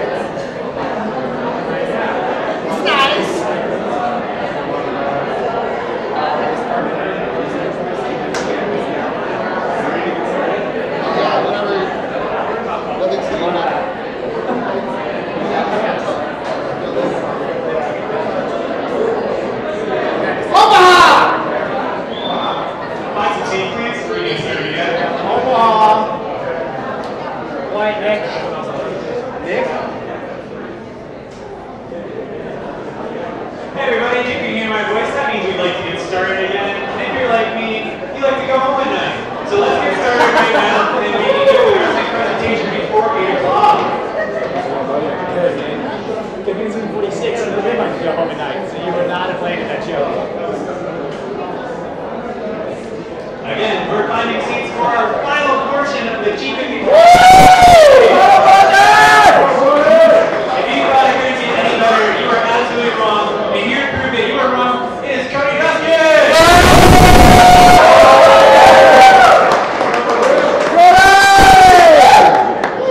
Alright, I hope everyone enjoyed their commercial break, sponsored by Galvanize. I am Cody Huskin. I'm a software developer with a focus in Golang and Salesforce. A little bit about me. I was in hospitality management before this and F-16 jet mechanic in the Air Force. And I've lived in 5 states since I graduated high school. So, coming into my application, problem that I've had moving a lot is finding boxes. And we all know everyone has boxes because of a certain company with free 2-day shipping. So I developed an application called BoxShare. So what it is you can log in and what it does is it'll take your location and it'll show you other people that have boxes in your area. So you can just email and say, hey, I want your boxes. And then when you're done with them, you can put them back up, or if you get a bunch of boxes, you can give them away. All right. So let's look into the demo. So I just got a huge shipment from Amazon. They had a sale on fanny packs. So, real quick, if everyone wants to look under your seats real quick, there's some VR glasses underneath for the demo. I'm just kidding. Alright, so when you go to the BoxShare, you'll come into a login page and you'll set it up, like put my email in, cody@inedajob.com, and then your password. And then what it'll bring you to is your landing page. It'll show you some boxes in the area. So if you want to post some boxes, put your name in, your email, and then you'll just give a description of your boxes and such. And then lastly, you'll put your address in. And what you need to do once you put your address in, you need to verify. So if you know it's a real address, then you can post your boxes. And it'll show up where your address is on the map, as you can see. So next, let's say you need boxes. So what you'll do is you look on the map and you say, find something close to your house. So we see Peter right here. He's got a bunch of food boxes, so we go see him. So what we're going to do is we're going to email Peter. So we click on the email button, send him a message. Hey Peter, you still have those boxes? Hit send, and that's it. So some of the technologies I use for this, I use Go to build my server on the back end. I use PostgreSQL to build my database, and Heroku for deployment. On the front end, I use React and Mapbox for all the mapping and such. And I use Surge for my deployment on the front end, which is what you guys use. So the future of BoxShare, some of the things I'm building right now, I'm building a native app, so I can get it in the App Store. Push notifications, messaging in app, and zero off, so you can log in with your Google, Facebook, Twitter, whatever you want to use. So some of the problems I encountered with this project were Golang.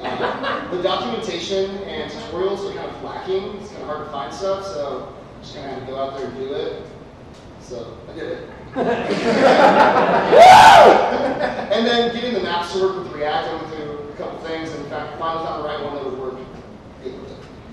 So again, I'm Cody Duskin. If you want to get in contact with me, it's all of my information. You can find me on all of them. So that's it. Thank you.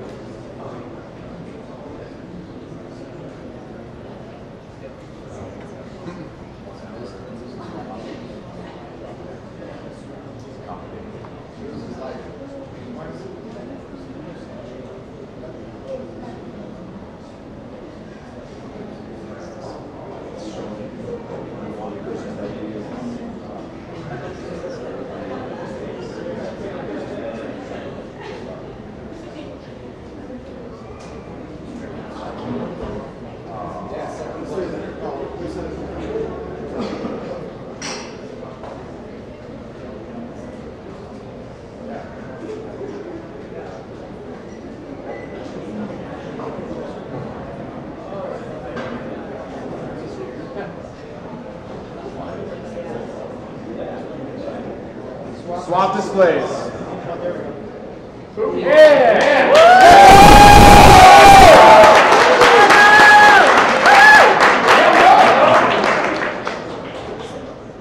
Hello everyone, my name is Mo, I'm a full stack developer. Before I start getting started, let me introduce myself. And in the picture, that's my family, that's my lovely wife, and my beautiful 1-year-old daughter. And I'm originally from South Korea, and moved to Colorado in 2009, and attended college for game software development, where I started learning how to program in C++. I'm also a coffee lover, and I love the coffee so much that I was a store major at Dosco, which is local Denver coffee shop, and also I was major at Starbucks coffee shop as well. While I was working at the coffee shop, I learned a lot of things about coffee that I didn't know in the past, and absolutely fell in love with it. And my dream is opening my own coffee shop one day. The problem that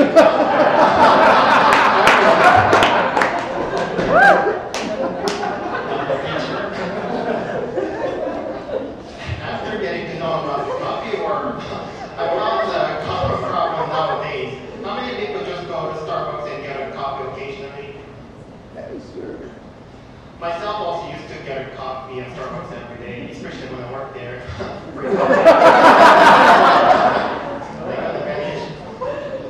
However, when you wanted to try different type of coffee, do you ever feel overwhelmed by different variety of beans or the brewing method? In this world, we must touch with what a coffee really means. So I came up with this mobile application where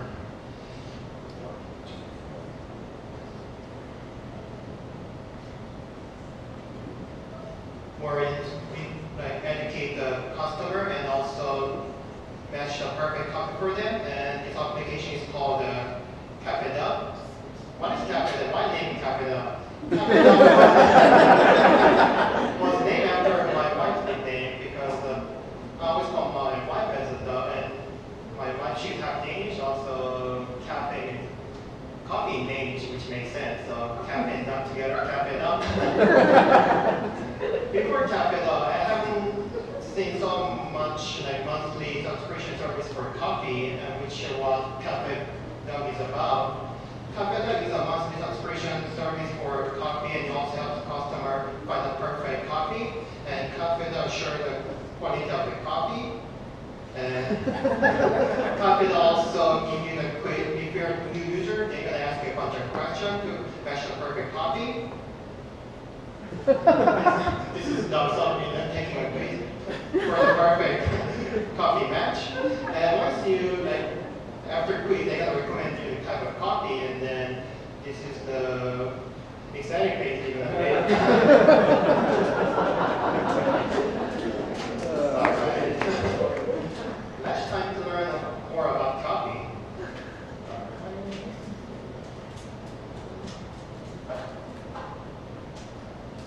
Okay, this is the login page for my Cafe Dub.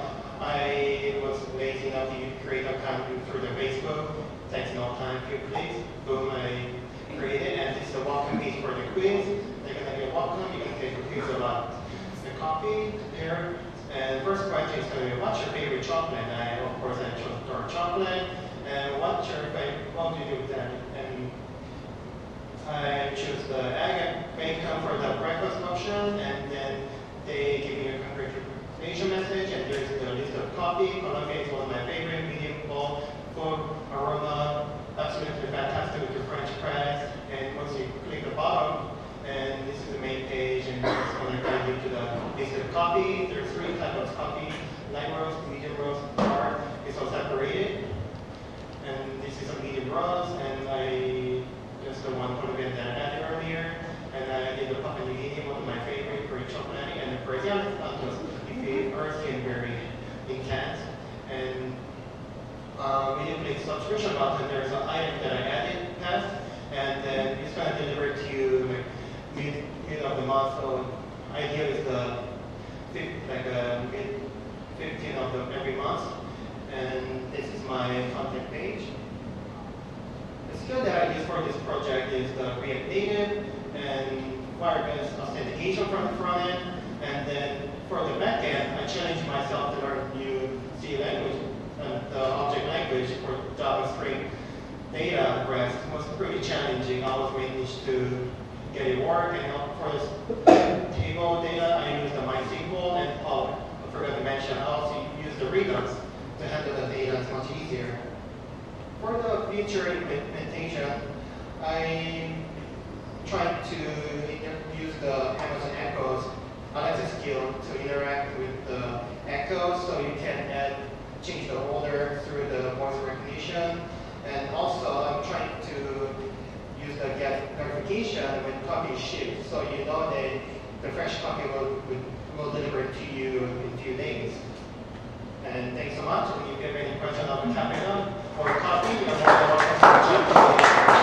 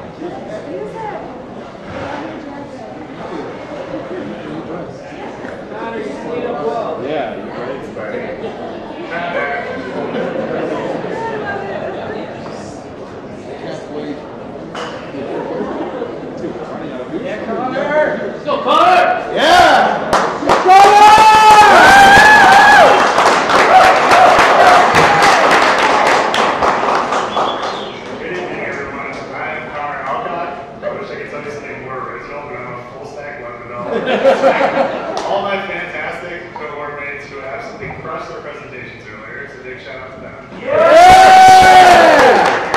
What I will say is that in my previous career, I was a beer store manager, and I did all the beer account management and purchasing. And through that, I got to go to a lot of really cool events, brewery tours, beer festivals, and through that, I was actually introduced to the noble culinary scene here in Denver. A lot of great food trucks out there. That's me at a festival that was hosted by Lee Beverages with my buddy. So that inspired me to create Vagabond Eats. And the reason behind this is it's really difficult to find the food truck listings that you want currently. Usually you need to know exactly what you're looking for and search through Twitter, Facebook, find the stuff individually, whether it's on the food truck's website or on the brewery's website. And so that made me want to put those into an easy-to-consume format. So I created a simple map-based app, Vagabond Eats, that's based off of a weekly schedule, and it's map-based and allows you to find all the food truck locations that you want in one easy-to-access place. So this is a very simple app, but it works, so why don't we try this live? It seems like they pulled the hors d'oeuvres a little bit early. Do I have anyone who's hungry out here still? Yeah! Who's hungry? Okay, so from this drop-down menu over here, you would just select the day of the week, which is Thursday. Centers on your location, so you can see right here. Got Basic Needs Pizza right across the street, literally at Denver Beer Company, and they should be there for about the next hour if anyone's actually hungry right now. So let's say you're not actually hungry right now, though, and you were just trying to plan something for later this weekend. Let's say Saturday you're going out. Repopulates the pins on there, and not only is it in a map view, but you can scroll down here and see the full selection of food trucks that are available on that day. So if you're looking for something cool to do, you can hit up 29 and 27 Larimer Street, which is Finn's Manor, and they actually have Mile High Tide, Chicken Rebel, and Just Wells there. All great food trucks. Technologies that I used to create this app were React for the front-end responsiveness, Leaflet for the map itself, and MySQL controls the database. Future implementations that I'd like to add would be trucks with variable schedule. Right now, the way I have the database set up, it's only for trucks that have a regular, weekly schedule, say they're going to be at a certain place every single Friday. I'd like to add more of a calendar view on there, and also a filter for food type. So that was Vagabond Eats. Again, I'm Connor Alcock. If you'd like to check out my GitHub, we're talking about current trucks, please just come and find me and get together.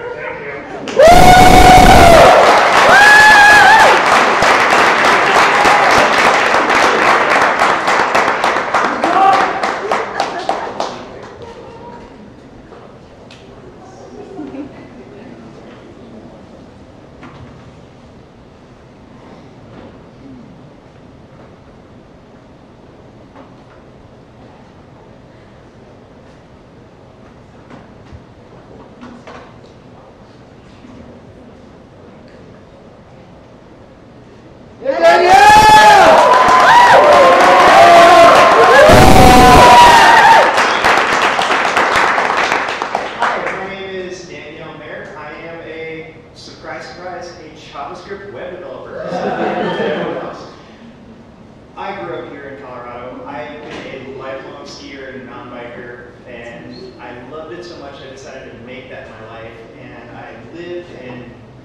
Pursued my dreams for the last 15 years. Now I have 2 kids. Things are a little bit different now, but we just love to spend time in the mountains. We love to go out and have fun. So I just want to have something that I can do with them and show them all of my passion, my love for the mountains. I also love solving problems, and I love using my creative nature to figure out problems and solve crazy things that happen to me. In my last job, I was a project manager, and that presented me with a whole lot of things to figure out on any given day. Also with this being a ski bum, basically, I took a lot of retail jobs, and so I ended up working at a bike and ski shops, and the last bike shop I was working at was Bicycle Village in Boulder. The shop techs are kind of a surly bunch, but they're a great group of people who love to help out people, who love to help out their customers. But the thing that makes a happy mechanic is a mechanic who gets to ride his bike when he's not at work. To help them out and get the customers a better customer service experience and to get the mechanics in a more organized fashion, I created a service shop calendar for the mechanics. Basically what it allows the mechanics to do is it allows customers to log in and create a schedule, or allows them to schedule an appointment for them to come in and bring their bike in. Keep letting them ride their bike more and less time waiting around, and it keeps the mechanics from talking on the phone and being grumpy. Because they're really great guys, but they're not always the most fun when they don't get a lot of chances to ride their bikes. So basically just a real simple thing, pick your day, pick whatever's convenient for you, and this also shows the mechanics what they have on their schedule per day so that they can plan out their days so much better and that they can make better decisions on how they're going to finish out their day and how quickly they can go ride a bike and go drink beer. And basically the application just shows a couple different views. It can show them by day, shows all the relevant customer information so that they can keep working.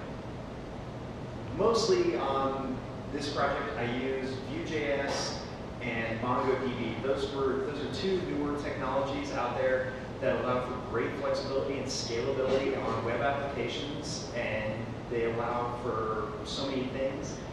The problem is they're not the most documented just because they are so new. So presented a few challenges, but nothing that couldn't be solved and worked around. Once again, my name is Danielle Mayer. Thank you so much. This is the Bicycle Village service schedule, and you can reach me at the contact information below. Thank you.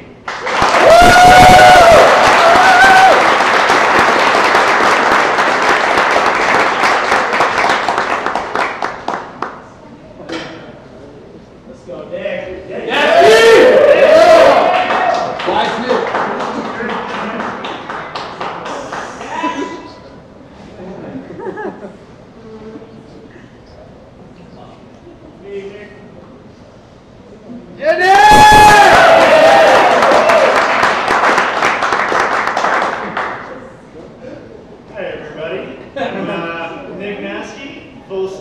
JavaScript developer and puberty survivor. Before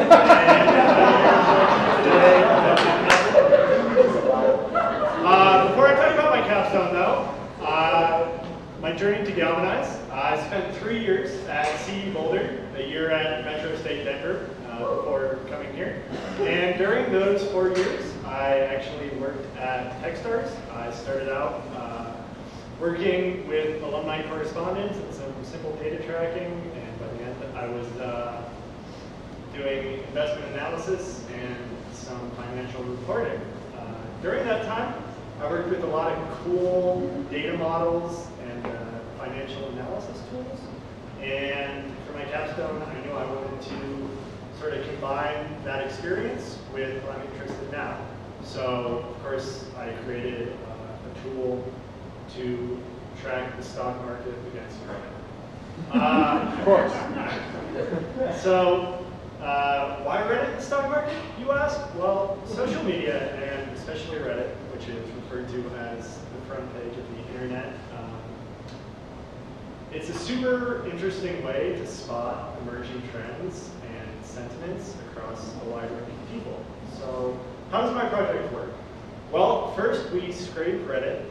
We use a scraping tool to collect all of the data from a search of a company name on Reddit. Then we put that through Watson, and we export it as easy to read and digest data from the user. This allows us to compare Reddit sentiments to stock performance. So let's take a look at this in action. First step is for the user to sign in. And then we go to our portfolio, which, oh no, it's blank. So let's add some stuff. Let's add Apple here. Let's add Twilio. We have a bunch of options, but for now, let's stick to those two.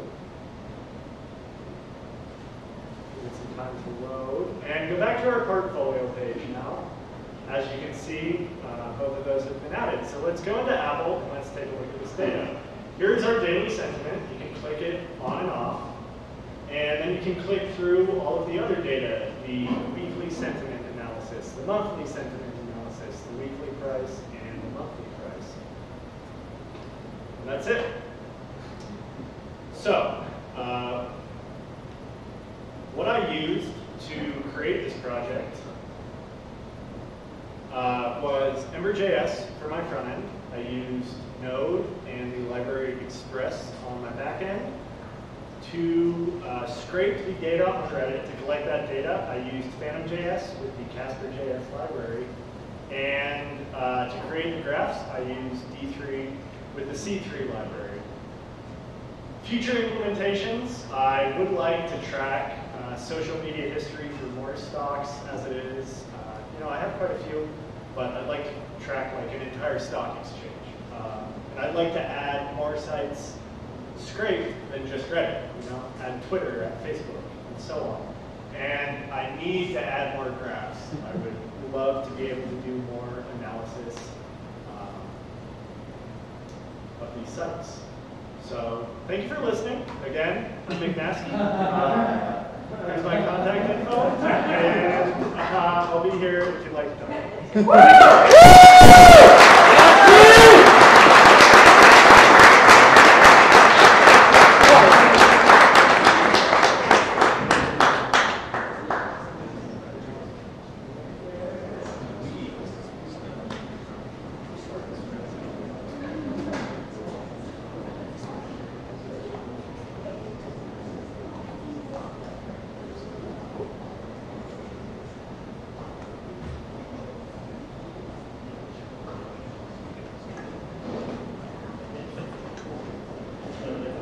Good job!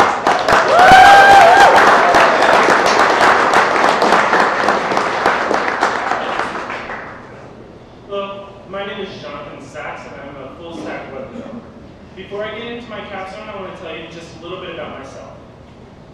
So, what got me into coding originally was looking at video games. I really love the idea of creating an infinite number of possibilities. Now, that brought me to Galvanize. And through my journey through Galvanize, I came across this company that was in a little bit in need of help with their website.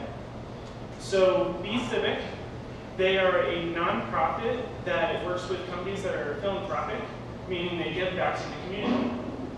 So what I decided to do was I asked them if I could rebuild their website. So the before. So, number of things that I've noticed that it really needed help with was, for one, they've got 100 some nav links, it looks like. It's usually too many for many people to care and stay on there. So I tried to reduce that. Beyond that, there's a banner here. It doesn't invite you. It doesn't look personable. It just has a lot of buzzwords. And moving down, you start to see that it's not very well styled and it's very verbose. You can't really tell what they're about due to all that, and it's distracting and you just really don't have time to read this. Normally, a user has about 7 seconds to really go through a site before they really see if it's worth going into. And then, this is the biggest event that they have, and it's at the bottom of the page. And it doesn't have anything to highlight really what it is. So what I did to fix all this was created this. So I've reduced the number of navs that they have. I've organized it and given them a little bit of a cleaner logo. The banner here is a little bit more personable and more inviting, and it gives you a sense of who they are. Just below that, you can see that they have a couple members that are highlighted, so some big names that we all have heard of. They also have their Twitter feed right back here, so you can see that they do have some social media presence. Below that, I actually tried to highlight their big event and give you a little bit more sense of who's going to be there, what it's about, and all that, as well as I pulled in a hashtag that they use to sponsor their event. So what did I do to create this view? Well, I used Vue.js as my framework, with Bootstrap as my CSS. I pulled the Twitter API. I used MongoDB, Node.js, and Heroku for the backend. I'd like to thank Sue Hawk, the CEO of eCivic, for giving me this opportunity. My name is Jonathan Sachs, and thank you.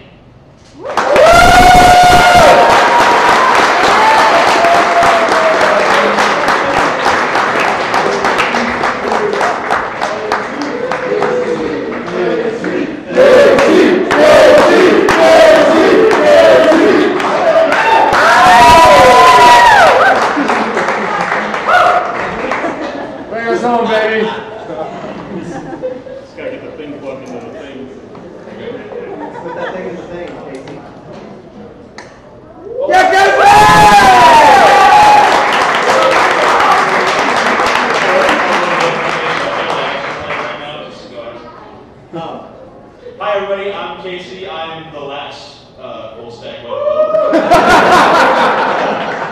Get into it, a little bit about me. I grew up with technology and computers, and I had all the coolest video games and the newest computer software and all the fun stuff. My dad made sure that always happened. So it's something I grew up with and loved. I kind of strayed away from that a little bit and got into a culinary career where I settled in butchery. I was the butcher that we talked about earlier. Above all that, I like to think of myself as a dad. I love being a dad. My two little girls, you can see in this picture here, they're kind of the reason I came to Galvanize. I wanted to better myself and make them as proud as possible. So that all being said, I'm also very mechanically challenged. I don't know, as far as I know, there's like an elf in my car that runs on a treadmill and makes it go. So I don't know exactly what's going on with all that, but I'm fortunate enough to have a good friend, Dan, who is a really well-qualified mechanic. He's also mobile, so if you don't want to move your car around and you don't want to have it towed or all those things that are kind of a pain in the butt, he'll come straight to you. A problem that we've run into, though, is that there's a lot of diagnosis and scheduling, and a lot of this time gets spent doing those things instead of working on cars, which is what he's best at, trust me. So my car's broken. It's not starting. Now what do I do? Let's get into the demo. We'll talk about what happens. Right off the bat, you're going to sign in. This will help you keep track of your previous repairs, the things you're going to do next. Once you sign in, you'll go through a flow chart of questions. There's plenty of ways to break your car. Like I said, in this case, my car won't start. And when I turn the key, I hear a sound. It looks like Dan can fix that. So I want to schedule an appointment. Here you're going to enter the location of your vehicle, the date you want to schedule your appointment for, the time you want to schedule it for, a name, so Dan knows who he's talking to, and a phone number, so we can call you and maybe make adjustments. So all those things are nice, and you want to submit it, and you get this great little appointment scheduled, but how do you know that your appointment has been scheduled? Well, I just got a lovely little text. Oh, there it is. Yeah. Oh. Got it. Okay, there it is. Yeah, so are we on for one tomorrow? We're on for one. Perfect. So that's how that app works.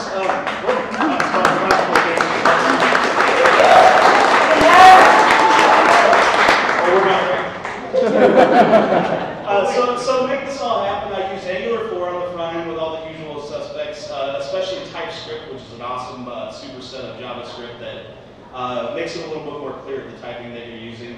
For the texting, obviously Twilio. They just went public. Good job, Twilio.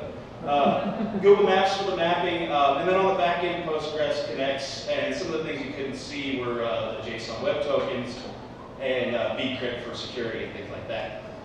I'm not done with the app yet. I really want to make it mobile so you're not just remote scheduling appointments. You can do it on the move. There's a lot of ways you can do damage to your vehicle, so obviously some more diagnostics. And maybe get some quotes and payment plans set up so that Dan can accept such things over the internet. Anyway, that was My Denver Mechanic. You can see more at mydenvermechanic.com. And I'm Casey Harold. That was it.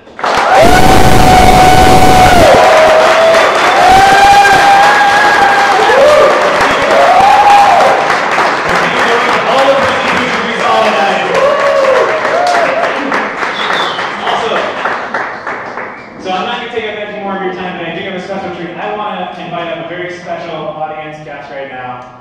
Our principal full stack developer, Kyle Coverley.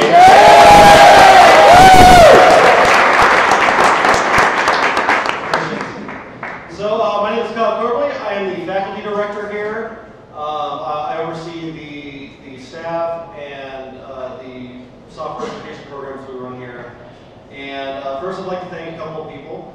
I want to thank the Colby, Jess, James, and the event coordinators, the people who put on this fine event. Made sure you guys had something to drink, something to eat. Round of applause for them, please.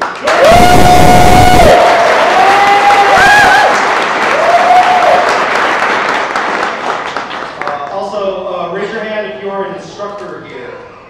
So all these fine people are a big part of making this happen.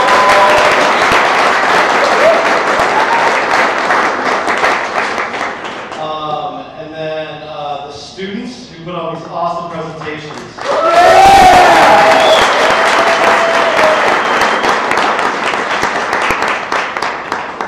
And then last but not least, please thank Matt Windsor and Roberto Ortega.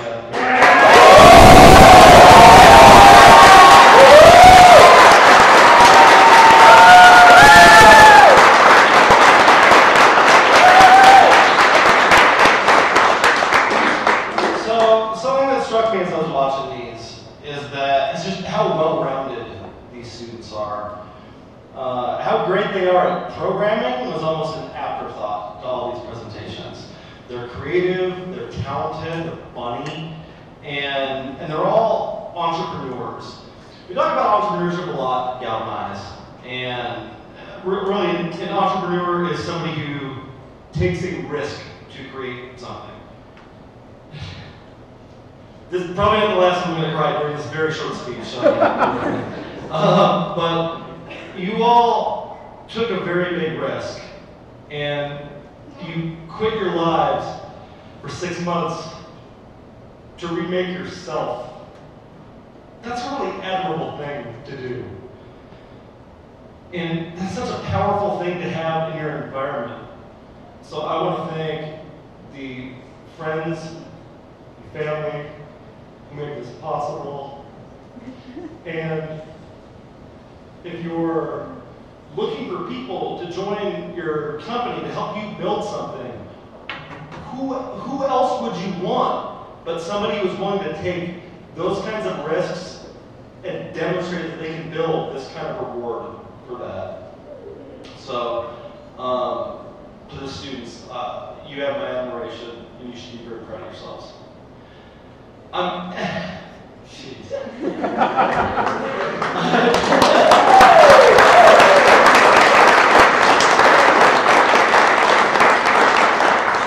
extra proud because in this very atrium, on this stage, Roberto was giving a capstone presentation once.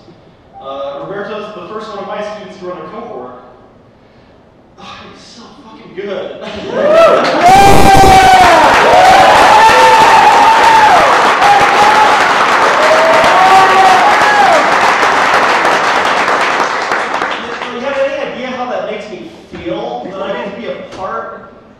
Chain of greatness that includes the projects that you've seen tonight. This is the best job in the world, and it's because of all of you. That's the show. I want to do a quick stand down with the students outside, but thank you all so much for coming tonight.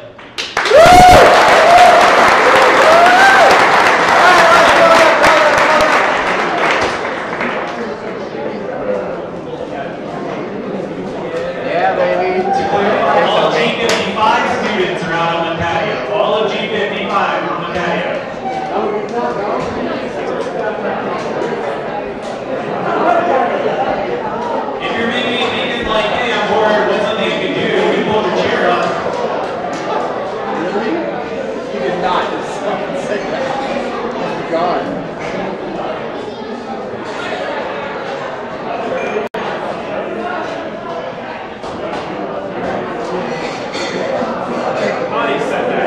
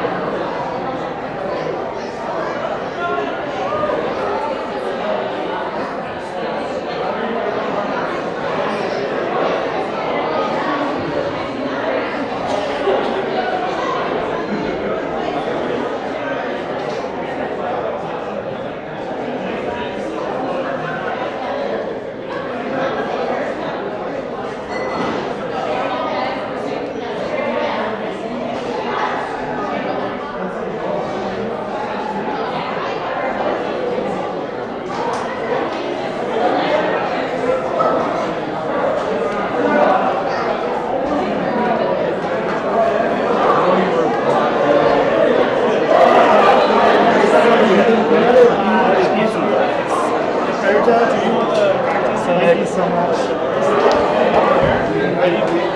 Very good. One time I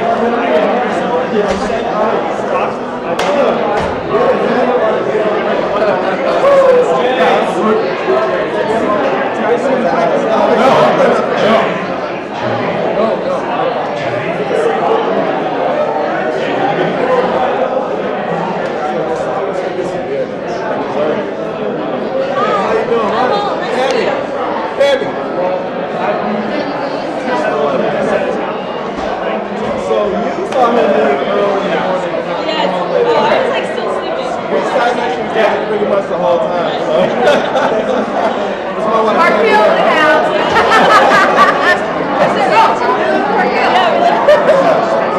Matt, go for it. Let me get Bill on. Where do you guys play? Very good.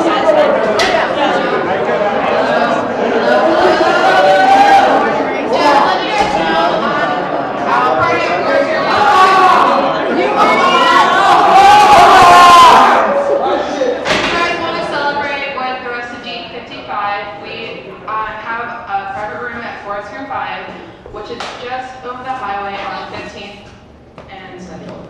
So come join us.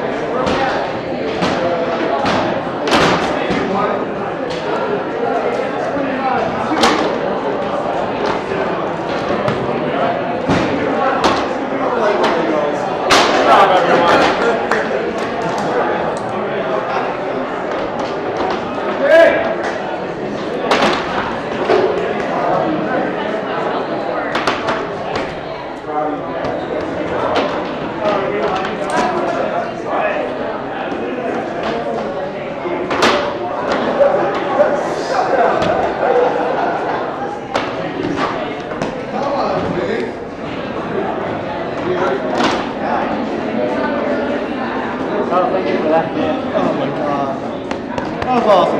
That's what we're